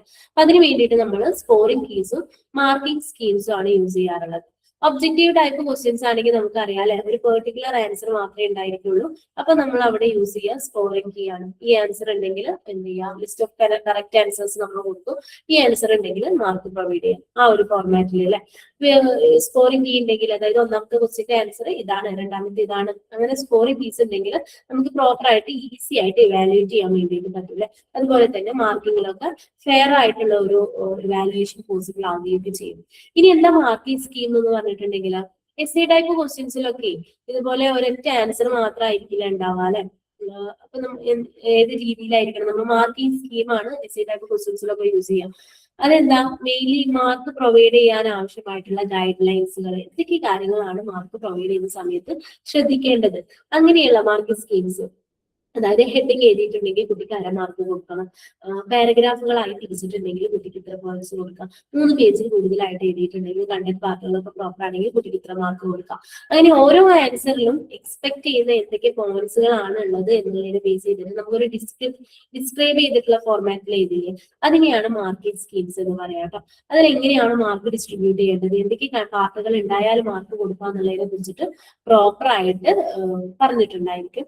അതുപോലെ എന്തൊക്കെ മിസ്റ്റേക്സുകൾ വന്നാൽ മാർക്ക് കുറക്കാം എന്നുള്ളതിനെ കുറിച്ചിട്ടും പ്രോപ്പർ ആയിട്ട് പറഞ്ഞിട്ടുണ്ടായിരിക്കും. സ്കോറിംഗ് കീയും മാർക്കിംഗ് സ്കീമും ക്ലിയർ ആയോ? ഡൗട്ട് ഉണ്ടോ? സ്കോറിംഗ് കീ നമ്മൾ ഒബ്ജക്റ്റീവ് ടൈപ്പ് ക്വസ്റ്റ്യൻസിലും മാർക്കിംഗ് സ്കീംസ് നമ്മൾ എസ് എ ടൈപ്പ് ക്വസ്റ്റ്യൻസിലാണ് യൂസ് ചെയ്യുക കേട്ടോ. സ്കോറിംഗ് കീ എന്ന് പറഞ്ഞിട്ടുണ്ടെങ്കിൽ പ്രോപ്പർ ആയിട്ടുള്ള ആൻസർ മാത്രമേ ഉണ്ടായിരിക്കുള്ളൂ. മാർക്കിംഗ് സ്കീമിൽ എന്തൊക്കെ കാര്യങ്ങളാണ് ശ്രദ്ധിക്കേണ്ടത്, അതായത് എന്തൊക്കെ കാര്യങ്ങൾ കുട്ടി എഴുതി കഴിഞ്ഞാൽ കുട്ടിക്ക് മാർക്ക് പ്രൊവൈഡ് ചെയ്യാം എന്നുള്ളതിനെ കുറിച്ചിട്ട് നമ്മൾ വ്യക്തമായിട്ട് ഒരു ഡിസ്ക്രൈബ് ചെയ്ത ഫോർമാറ്റിൽ പറഞ്ഞിട്ടുണ്ടായിരിക്കും. ഓക്കെ, ക്ലിയർ ആയെന്ന് വിചാരിക്കുന്നു കേട്ടോ. ഡൗട്ട് ഉണ്ടെങ്കിൽ ചോദിക്കാം. നെക്സ്റ്റ് സ്ലൈഡിലോട്ട് പോട്ടെ. എങ്ങനെയാണ് ഒരു ക്വസ്റ്റ്യൻ പേപ്പർ ക്രിയേറ്റ് ചെയ്യേണ്ടത്, എങ്ങനെയാണ് മാർക്ക് ചെയ്യേണ്ടത്, അതായത് കുട്ടികൾക്ക് എങ്ങനെയാണ് കുട്ടികൾ എഴുതിയിട്ടുള്ള ആൻസറിന് മാർക്ക് കൊടുക്കുക എന്നുള്ളതിനെ കുറിച്ചൊക്കെ പ്രോപ്പറായി മനസ്സിലായി എന്ന് വിചാരിക്കുന്നു. നെക്സ്റ്റ് നമുക്ക് ഡിസ്കസ് ചെയ്യാനുള്ളത് ഒരു ഡയഗ്നോസ്റ്റിക് ടെസ്റ്റിനെ കുറിച്ചിട്ടാട്ടോ. എപ്പോഴാണ് നമ്മൾ ഡയഗ്നോസ്റ്റിക് ടെസ്റ്റ് യൂസ് ചെയ്യുക, എന്തിനു വേണ്ടിയിട്ട് നമ്മൾ യൂസ് ചെയ്യുന്നത്? കുട്ടികളുടെ ലേണിംഗ് ഡിഫിക്കൽട്ടീസ് ഐഡന്റിഫൈ ചെയ്യാൻ വേണ്ടിയിട്ടാണ് നമ്മൾ ഡയഗ്നോസ്റ്റിക് ടെസ്റ്റ് യൂസ് ചെയ്യുക അല്ലെ. അപ്പൊ നമ്മൾ അച്ചീവ്മെന്റ് ടെസ്റ്റ് ഒക്കെ നടപ്പിലാക്കി, അച്ചീവ്മെന്റ് ടെസ്റ്റ് നടത്തി നോക്കുമ്പോൾ ഒരു കുട്ടിക്ക് ഭയങ്കര മാർക്ക് കുറവ്. അപ്പൊ നമ്മൾ എന്ത് ചെയ്യണം, ആ കുട്ടിയുടെ ഏത് ഏരിയയിലാണ് ആ കുട്ടിക്ക് പ്രശ്നമുള്ളത്, അച്ചീവ്മെന്റ് ടെസ്റ്റ് നടത്തി അതിനെ ബേസ് ചെയ്തിട്ട് നമുക്ക് കുട്ടികളുടെ ലേണിംഗ് ഡിഫിക്കൽട്ടീസ് ഐഡന്റിഫൈ ചെയ്യാൻ പറ്റൂലെ. അപ്പൊ ആ ലേണിംഗ് ഡിഫിക്കൽറ്റി ഐഡന്റിഫൈ ചെയ്യാൻ വേണ്ടിയിട്ട് നമ്മൾ അച്ചീവ്മെന്റ് ടെസ്റ്റിൽ നോക്കിക്കഴിഞ്ഞാൽ നമുക്ക് ഏതൊക്കെ കണ്ടന്റ് ഏരിയാസിലാണ് കുട്ടി ഡിഫിക്കൽട്ട് ആയിട്ടുള്ളത് എന്ന് മനസ്സിലാക്കി എടുക്കാൻ പറ്റും. ആ കണ്ടന്റ് ഏരിയാസിനെ യൂസ് ചെയ്തിട്ട് നമുക്ക് എന്ത് ചെയ്യാം, എന്താണ് ആ കണ്ടന്റ് ഏരിയയിൽ കുട്ടി മെയിൻലി ഫേസ് ചെയ്യുന്ന സ്ട്രഗിൾ എന്നുള്ളത് ഐഡന്റിഫൈ ചെയ്യാൻ വേണ്ടിയിട്ട് നമുക്ക് ഡയഗ്നോസ്റ്റിക് ടെസ്റ്റ് നടത്താവുന്നതാണ് കേട്ടോ. അപ്പൊ എങ്ങനെയാണ് ഒരു ഡയഗ്നോസ്റ്റിക് ടെസ്റ്റ് കൺസ്ട്രക്ട് ചെയ്യാന്നുള്ളതാണ് നെക്സ്റ്റ് നമുക്ക് ഡിസ്കസ് ചെയ്യാനുള്ളത്. എന്തിനു വേണ്ടിയിട്ടാണ് ഒരു ഡയഗ്നോസ്റ്റിക് ടെസ്റ്റ് യൂസ് ചെയ്യുന്നത്? കുട്ടികളുടെ ലേണിംഗ് ഡിഫിക്കൽട്ടീസ് ഒക്കെ ഫൈൻഡ് ചെയ്യാൻ, ഏത് ഏരിയയിലാണ് കുട്ടി വീക്ക് ആയിട്ടുള്ളത് എന്നൊക്കെ ഐഡന്റിഫൈ ചെയ്യാനും, അതിന് എന്തൊക്കെ റെമഡിയൽ മെഷേഴ്സ് നമുക്ക് എടുക്കാൻ പറ്റും എന്നൊക്കെ പ്ലാൻ ചെയ്യാനൊക്കെയാണ് നമ്മുടെ ഡയഗ്നോസ്റ്റിക് ടെസ്റ്റ് നമ്മളെ ഹെൽപ്പ് ചെയ്യുന്നത്. അത് മെയിൻലി ചെയ്യാറുള്ളത് ഒരു അച്ചീവ്മെന്റ് ടെസ്റ്റ് കണ്ടക്ട് ചെയ്തതിനു ശേഷമാണ്. അതിന്റെ അച്ചീവ്മെന്റ് ടെസ്റ്റിന്റെ ആ ഒരു ആൻസർ ഷീറ്റിനെ ബേസ് ചെയ്തിട്ടാണ് നമ്മൾ ഏതൊക്കെ കുട്ടികൾക്കാണ് ഡയഗ്നോസ്റ്റിക് ടെസ്റ്റ് നടത്തേണ്ടത് എന്നുള്ളത് ഐഡന്റിഫൈ ചെയ്യാം. ഓക്കെ, നമുക്ക് എന്ത് ചെയ്യാണ്, ഒരു ഡയഗ്നോസ്റ്റിക് ടെസ്റ്റ് നടത്താം. നമ്മളൊരു ക്ലാസ് റൂമിൽ പോയിട്ട് ഇങ്ങനെ നോക്കുകയാണ്, ഓക്കെ ആ കുട്ടിനെ കണ്ടിട്ട് ആ കുട്ടി പഠനത്തിൽ എന്തോ പ്രശ്നം ഉണ്ടെന്ന് തോന്നുന്നുണ്ട്, അവനൊരു ഡയഗ്നോസ്റ്റിക് ടെസ്റ്റ് നടത്താം, അല്ലെങ്കിൽ അവർക്കൊരു ഡയഗ്നോസ്റ്റിക് ടെസ്റ്റ് നടത്താം.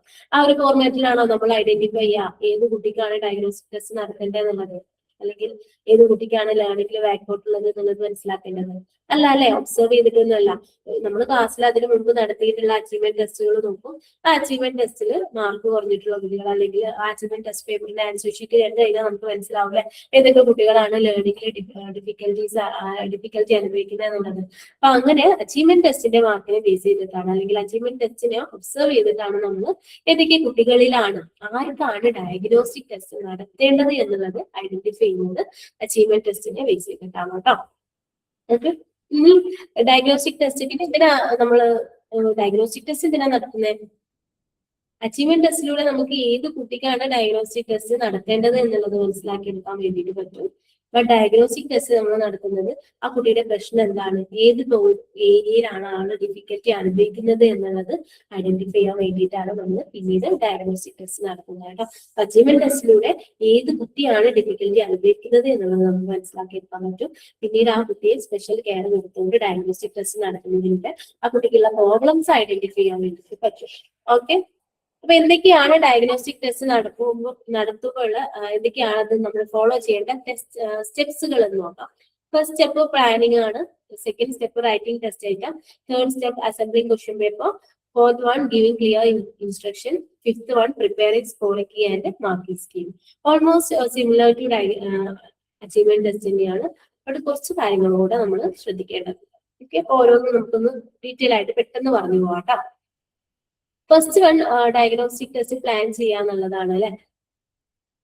അതായത് ഓരോ കുട്ടികളുടെ അച്ചീവ്മെന്റ് ടെസ്റ്റില് കുട്ടി ചെയ്തിട്ടുള്ള ഓരോ ടെസ്റ്റിനെയും ഓരോ ക്വസ്റ്റ്യൻസിനെയും അനാലിസിസ് ചെയ്തിട്ട് അല്ലെങ്കിൽ അനലൈസ് ചെയ്തിട്ട് നമുക്ക് എന്ത് ചെയ്യാം, ഏതൊക്കെ ക്വസ്റ്റ്യൻസ് ആണ് നമ്മൾ അല്ലെങ്കിൽ ഏതൊക്കെ ഏരിയാസിലാണ് കുട്ടി ഡിഫിക്കൽറ്റി ലെവല് അനുഭവിക്കുന്നത്, അല്ലെങ്കിൽ ഏതൊക്കെ ഏരിയാസിലാണ് കുട്ടിക്ക് പ്രശ്നമുള്ളതെന്ന് ഐഡന്റിഫൈ ചെയ്യാൻ വേണ്ടിയിട്ട് പറ്റൂല. അപ്പൊ നമ്മൾ അച്ചീവ്മെന്റ് ടെസ്റ്റിലൂടെ എന്തൊക്കെ മനസ്സിലാക്കി, ഏതൊക്കെ കുട്ടികൾക്കാണ് ഡയഗ്നോസ്റ്റിക് ടെസ്റ്റ് വേണ്ടത് എന്ന് മനസ്സിലാക്കി. അതുപോലെ തന്നെ ആ ഒരു ആൻസർ ഷീറ്റ് നോക്കി കഴിഞ്ഞാൽ നമുക്ക് മനസ്സിലാക്കാൻ പറ്റില്ല ഏതൊക്കെ ഏരിയാസിലാണ് കുട്ടിക്ക് ബുദ്ധിമുട്ടുള്ളത് എന്നുള്ളത്. അപ്പൊ ഫസ്റ്റ് നമ്മൾ അച്ചീവ്മെന്റ് ടെസ്റ്റിന്റെ ആൻസർ ഷീറ്റ് നോക്കിയിട്ട് നമ്മൾ എന്താണ് നോക്കേണ്ടത്, ഏതൊക്കെ ഏരിയാസിലാണ് കുട്ടി ബുദ്ധിമുട്ട് അനുഭവിക്കുന്നത് എന്നുള്ളത് ഫൈൻഡ് ഔട്ട് ചെയ്യാണ് വേണ്ടത്. ഓക്കെ, അപ്പൊ നമുക്ക് കണ്ടന്റ് ഏരിയാസ് കിട്ടിയില്ലേ, ഏതൊക്കെ കണ്ടന്റ് ഏരിയയിലാണ് കുട്ടിക്ക് ബുദ്ധിമുട്ടുള്ളത് എന്ന് മനസ്സിലാക്കി. ഇനി എന്തൊക്കെയാണ് ആ കണ്ടന്റ് ഏരിയയിൽ വന്നിട്ടുള്ള പ്രശ്നങ്ങൾ എന്നുള്ളത് ഐഡന്റിഫൈ ചെയ്യാൻ വേണ്ടിയിട്ട് നമ്മൾ എന്ത് ചെയ്യും, ടെസ്റ്റ് ഐറ്റംസ് ആ ഒരു കണ്ടന്റ് ഏരിയയിൽ നമ്മൾ കൂടുതൽ ഡെപ്തിലുള്ള ക്വസ്റ്റ്യൻസ് ചോദിക്കും. ഡെപ്തിലുള്ള ക്വസ്റ്റ്യൻസ് എന്ന് പറഞ്ഞാൽ ഭയങ്കര ടഫായിട്ടുള്ള ക്വസ്റ്റ്യൻസ് ഒന്നും അല്ല കേട്ടോ. നമ്മൾ ഈ ഡയഗ്നോസ്റ്റിക് ടെസ്റ്റ് നടത്തുന്നതേ കുട്ടികൾക്ക് എത്രത്തോളം അറിയും, കുട്ടി നല്ല മാർക്ക് സ്കോർ ചെയ്യുന്നുണ്ടോ അങ്ങനെ നോക്കാൻ വേണ്ടിയിട്ടല്ല.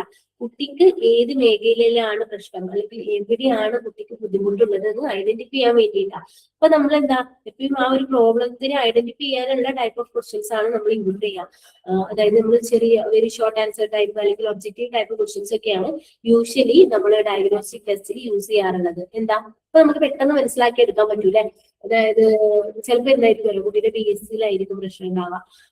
ഇപ്പൊ ഇംഗ്ലീഷിലൊക്കെ ആണെങ്കിൽ കുട്ടിക്ക് സൗണ്ട് വെച്ചിട്ട് വായിക്കാൻ അറിയണ്ടായിരിക്കില്ല, അല്ലെങ്കിൽ സൗണ്ട് വെച്ചിട്ട് എഴുതാൻ അറിയണ്ടായിരിക്കില്ല. അപ്പൊ അങ്ങനെയുള്ള ചെറിയ ചെറിയ പ്രശ്നങ്ങളായിരിക്കും. അല്ലെങ്കിൽ മാത്സിലാണെങ്കിൽ കുട്ടിക്ക് അഡീഷനോ സബ്സ്ട്രാക്ഷനോ അല്ലെങ്കിൽ അധികം വരുന്ന ഒരു പ്രശ്നമാണ് ഡിവിഷന് പ്രോപ്പറായിട്ട് അറിയാത്തത്. അപ്പൊ അങ്ങനെ എന്തെങ്കിലും BS-ലൊക്കെ ആയിട്ട് ചിലപ്പോൾ പ്രശ്നം ഉണ്ടാവാം. അപ്പൊ അതൊക്കെ നമുക്ക് essay ടൈപ്പ് ക്വസ്റ്റ്യൻസ് കൊടുത്തു കഴിഞ്ഞാൽ നമുക്ക് ഐഡന്റിഫൈ ചെയ്യാൻ പറ്റുമോ? ഇല്ല അല്ലെ. അപ്പൊ നമ്മൾ ചെറിയ ചെറിയ ടൈപ്പ് ഓഫ് ക്വസ്റ്റ്യൻസ് കൊടുക്കാം.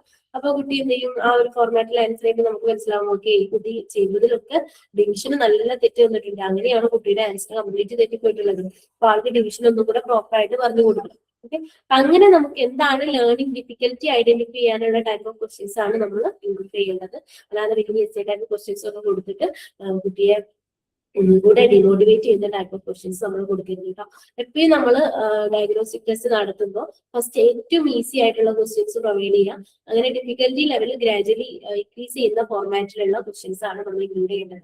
കാരണം ഓൾറെഡി ലേണിംഗ് ഡിഫിക്കൽറ്റി അനുഭവിക്കുന്ന കുട്ടിയാണ്, അല്ലെങ്കിൽ പഠനം എന്നെ കൊണ്ട് പറ്റുന്നില്ല, എനിക്ക് മാർക്ക് സ്കോർ ചെയ്യാൻ പറ്റുന്നില്ല എന്നുള്ള ഒരു സംഭവം മനസ്സിലുള്ള കുട്ടിയാണ്. അപ്പൊ ഫസ്റ്റ് തന്നെ ആള് ക്വസ്റ്റ്യൻ പേപ്പർ കാണുമ്പോൾ അതുകൊണ്ട് വലിയൊരു ടഫായിട്ടുള്ള ക്വസ്റ്റ്യൻസ് കണ്ടു കഴിഞ്ഞാൽ പ്രോപ്പർ ആയിട്ട് അവർക്ക് ചെയ്യാൻ പറ്റില്ല, അല്ലെ ആളൊന്നും കൂടി ഡിമോട്ടിവേറ്റ് ആവാണ് ചെയ്യുക. അപ്പൊ ആദ്യത്തെ 2-3 ക്വസ്റ്റ്യൻസ് ഒക്കെ ആള് നോക്കുമ്പോൾ ആൾക്ക് കിട്ടുന്നുണ്ട്, ആൾക്ക് നല്ല സന്തോഷം, ഓക്കെ എനിക്ക് കിട്ടുന്നുണ്ടല്ലോ, വലിയ കുഴപ്പമൊന്നുമില്ല എന്നുള്ള രീതിക്കാണ്. അപ്പൊ ആ ഒരു കോൺഫിഡൻസിൽ ബാക്കിയുള്ള കൂടെ ചെയ്യുമ്പോൾ എന്തായിരിക്കും ഒന്നുകൂടെ ബെറ്റർ ആയിട്ട് ആൾക്ക് പെർഫോം ചെയ്യാൻ വേണ്ടിയിട്ട് പറ്റും. ഒന്നുകൂടെ ബെറ്റർ ആയിട്ട് നമുക്ക് ആളുടെ ഏത് ലെവൽ ഏത് പാർട്ടിലാണ് ആൾക്ക് ബുദ്ധിമുട്ടുള്ളത് എന്നുള്ളതൊക്കെ ഐഡന്റിഫൈ ചെയ്യാൻ വേണ്ടിയിട്ടൊക്കെ പറ്റും.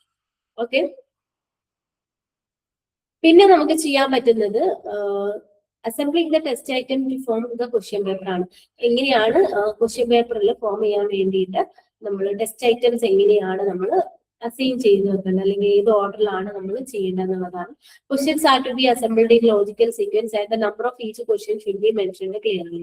ഓക്കെ, അതായത് നമ്മൾ ക്വസ്റ്റ്യൻസ് ലോജിക്കൽ സീക്വൻസിൽ അറേഞ്ച് ചെയ്തിട്ട് ഓരോ ക്വസ്റ്റ്യൻസിന്റെയും നമ്പറൊക്കെ നമ്മൾ മെൻഷൻ ചെയ്തിട്ട് ആ ഒരു ഫോർമാറ്റിൽ വേണം ക്വസ്റ്റ്യൻ പേപ്പറിൽ നമ്മൾ ടെസ്റ്റ് ഐറ്റംസ് ചെയ്താൽ. 1 സെക്കൻഡ്.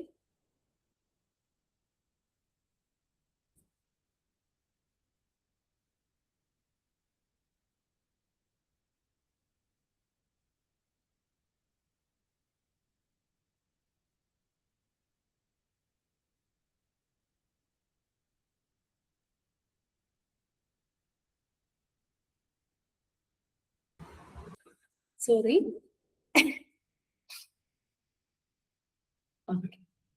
അപ്പൊ ക്ലിയർ ആയെന്ന് വിചാരിക്കുന്നു കേട്ടോ. അപ്പൊ ടെസ്റ്റ് ഐറ്റംസ് നമ്മൾ അറേഞ്ച് ചെയ്യുമ്പോൾ, ക്വസ്റ്റ്യൻ പേപ്പറിൽ അറേഞ്ച് ചെയ്യുമ്പോൾ ലോജിക്കൽ സീക്വൻസ് നോക്കുക, അതുപോലെ ഓരോ ക്വസ്റ്റ്യൻ നമ്പർ ഒക്കെ നമ്മൾ മെൻഷൻ ചെയ്തിരിക്കണം. നെക്സ്റ്റ് വരുന്നത് provide clear instruction four answering the test എന്നുള്ളതാണ്. അതായത് നമ്മള് കുട്ടികളുടെ ലേണിംഗ് ഡിഫിക്കൽറ്റി ഐഡന്റിഫൈ ചെയ്യാൻ വേണ്ടിയിട്ടാണ് ഡയഗ്നോസ്റ്റിക് ടെസ്റ്റ് നടത്തുന്നത്. അപ്പൊ നമ്മൾ കുട്ടികൾക്ക് പ്രോപ്പർ ആയിട്ടുള്ള ഇൻസ്ട്രക്ഷൻ കൊടുത്തിരിക്കണം. ഈ ഒരു ആൻസർ എഴുതുമ്പോൾ നീ ഇതിന്റെ കാര്യങ്ങളൊക്കെ ശ്രദ്ധിക്കണം കേട്ടോ. നമ്മൾ ആ ഒരു ലെവലിലോട്ട് ചിന്തിക്കണം കേട്ടോ. ഇത് 3 പോയിന്റുകളായിട്ട് നീ ആൻസർ ചെയ്യാൻ ശ്രമിക്കണം കേട്ടോ. 3 പോയിന്റ്സുകൾ ഈ ഒരു ക്വസ്റ്റ്യൻ ആൻസർ ചെയ്യുമ്പോൾ കിട്ടിയാലേ ഫുൾ മാർക്ക് കിട്ടുള്ളൂ കേട്ടോ. അങ്ങനെ നമ്മൾ എന്ത് ചെയ്യണം, ക്ലിയർ ആയിട്ട് കുട്ടികൾക്ക് എങ്ങനെയാണ് ആൻസർ പ്രൊവൈഡ് ചെയ്യേണ്ടത് എന്നുള്ളതിനെ കുറിച്ചിട്ട് പ്രോപ്പർ ആയിട്ട് നമുക്ക് കുട്ടികൾക്ക് മനസ്സിലാക്കി കൊടുക്കണം. അതുപോലെ തന്നെ ഈ ഒരു ഡയഗ്നോസ്റ്റിക് ടെസ്റ്റിന് ഫിക്സ്ഡ് ടൈം ലിമിറ്റ് ഒന്നും ഇല്ല അല്ലെ. മെയിൻലി നമ്മൾ കുട്ടികളുടെ ഡിഫിക്കൽട്ടീസ് ഐഡന്റിഫൈ ചെയ്യാൻ വേണ്ടിയിട്ട് ചെയ്യുന്നതാണ്. അതുകൊണ്ട് തന്നെ ഒരു 10 മിനിറ്റിനുള്ളിൽ തീർക്കണം, പെട്ടെന്ന് എഴുതണം, അങ്ങനെയൊന്നും പറഞ്ഞിട്ട് ഹരിപരിയിലൊന്നല്ല നമ്മൾ ചെയ്യേണ്ടത്. കുട്ടികൾക്ക് ടൈം എടുത്ത് ആലോചിച്ച് അതുപോലെ എഴുതിയാൽ മതി എന്നൊക്കെ പറഞ്ഞിട്ട് നമ്മൾ എന്ത് ചെയ്യണം, അവരെ മോട്ടിവേറ്റ് ചെയ്യാണ് ചെയ്യേണ്ടത്. അതുപോലെ തന്നെ കുട്ടികള് എത്രത്തോളം എല്ലാ ആൻസറുകളും കുട്ടികൾ അറ്റ്ലീസ്റ്റ് ഒന്ന് ട്രൈ ചെയ്യാനുള്ള രീതിക്കെങ്കിലും നമ്മൾ ചെയ്യണം. ഓക്കെ, അത് മെയിൻലി എന്താണ്, കുട്ടികൾ എല്ലാ ഐറ്റംസും അറ്റൻഡ് ചെയ്തിട്ടുണ്ട് എന്നുള്ള ഫോർമാറ്റിലാണ് നമുക്ക് ചെയ്യണം.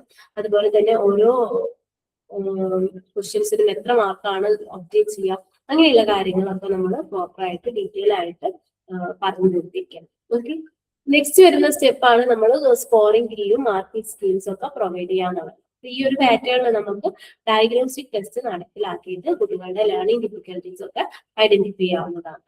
Okay, diagnosing the nature of learning difficulties of the students. Okay, എങ്ങനെയാണ് ഡയഗ്നോസ്റ്റിക് ടെസ്റ്റ് കണ്ടക്ട് ചെയ്തിട്ട് എങ്ങനെയാണ് കുട്ടികളുടെ ലേണിംഗ് ഡിഫിക്കൽട്ടീസ് ഐഡന്റിഫൈ ചെയ്യുക എന്നുള്ളതാണ് നെക്സ്റ്റ് സ്റ്റെപ്പ് നമുക്ക് ഡിസ്കസ് ചെയ്യാനുള്ളത് കേട്ടോ.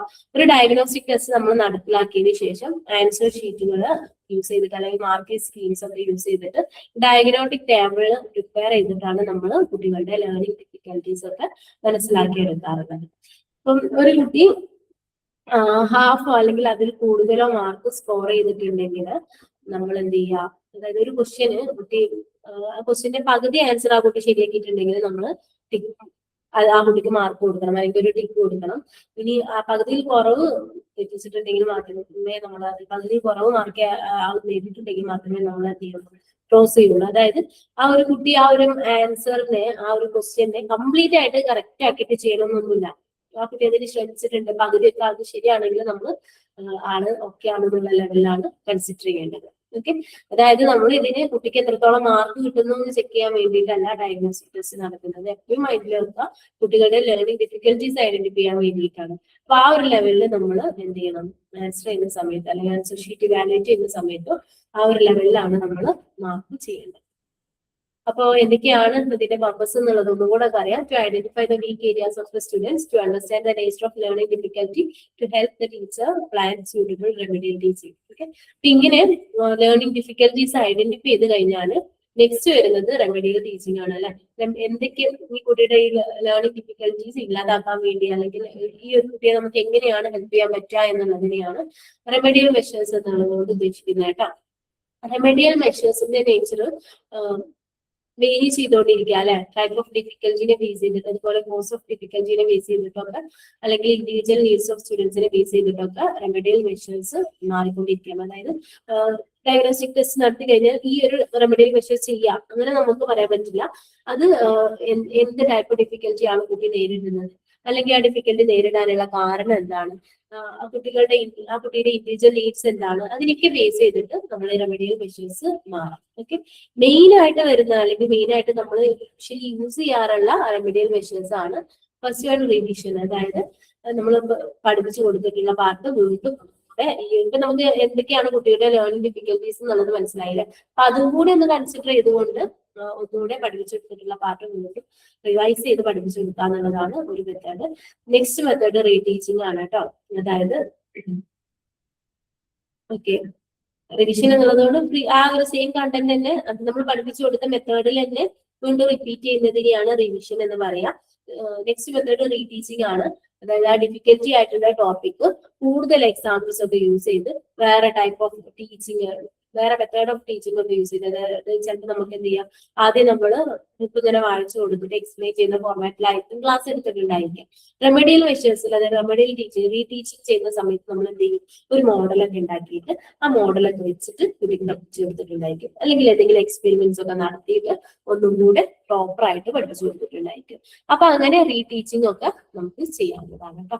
ഇങ്ങനെയൊക്കെയാണ് നമ്മൾ ഒരു ഡയഗ്നോസ്റ്റിക് ടെസ്റ്റ് നടപ്പിലാക്കി കഴിഞ്ഞാൽ റെമഡിയൽ മെഷേഴ്സ് എടുക്കേണ്ടത്. മെയിൻലി എന്താണ് പ്രശ്നം, type of difficulty, course of difficulty, അതുപോലെ ഓരോ കുട്ടിയുടെ ആവശ്യങ്ങളെയൊക്കെ കൺസിഡർ ചെയ്തിട്ടാണ് നമ്മൾ റെമഡിയൽ മെഷേഴ്സ് എടുക്കുക. ഓക്കെ, ഇന്നത്തെ ഈ ഒരു സെഷനിൽ നമ്മൾ എന്തൊക്കെയാ പഠിച്ചേ? എങ്ങനെയാണ് നമ്മൾ ഒരു അച്ചീവ്മെന്റ് ടെസ്റ്റ്, എങ്ങനെയാണ് ഒരു ക്വസ്റ്റ്യൻ പേപ്പർ നമ്മൾ പ്രിപ്പയർ ചെയ്യേണ്ടത്, ക്വസ്റ്റ്യൻ പേപ്പർ പ്രിപ്പയർ ചെയ്ത് കഴിഞ്ഞാൽ എങ്ങനെയാണ് നമ്മൾ ആൻസർ ഷീറ്റ് ഇവാലുവേറ്റ് ചെയ്യേണ്ടത്. ഇനി നമ്മളൊരു അച്ചീവ്മെന്റ് ടെസ്റ്റ് നടത്തി കഴിഞ്ഞു, ആ അച്ചീവ്മെന്റ് ടെസ്റ്റ് നടത്തിയപ്പോൾ ഒരു കുട്ടിക്ക് ഭയങ്കര മാർക്ക്, ആ കുട്ടി ആൻസർ ഷീറ്റിൽ ഒന്നും എഴുതി വെച്ചിട്ടില്ല. അപ്പൊ ആൾക്ക് എങ്ങനെയാണ് നമ്മൾ ഡയഗ്നോസ്റ്റിക് ടെസ്റ്റ് നടപ്പിലാക്കേണ്ടത്, ഡയഗ്നോസ്റ്റിക് ടെസ്റ്റ് നടപ്പിലാക്കുമ്പോൾ എന്തൊക്കെ കാര്യങ്ങൾ ശ്രദ്ധിക്കണം, ഡയഗ്നോസ്റ്റിക് ടെസ്റ്റ് നടത്തിയതിനു ശേഷം ആളെ കൂടെ കൺസിഡർ ചെയ്തിട്ട് എങ്ങനെയാണ് നമ്മുടെ ടീച്ചിങ്ങിലൊക്കെ റെമഡിയൽ മെഷേഴ്സ് ഒക്കെ ചെയ്യേണ്ടത് എന്നുള്ളതിനെ കുറിച്ചിട്ടൊക്കെയാണ് നമ്മൾ ഈ ഒരു ചാപ്റ്ററിൽ ഡിസ്കസ് ചെയ്തത് അല്ലെ. അപ്പം ഇന്ന് നമുക്ക് ഇത്ര മതി കേട്ടോ. ഇന്നത്തെ സെഷൻ ക്ലിയർ ആയെന്ന് വിചാരിക്കുന്നു. നിങ്ങൾക്ക് നിങ്ങളുടെ ടീച്ചിങ് കരിയറിൽ യൂസ്ഫുൾ ആവുമെന്ന് വിചാരിക്കുന്നു കേട്ടോ. Thank you for listening.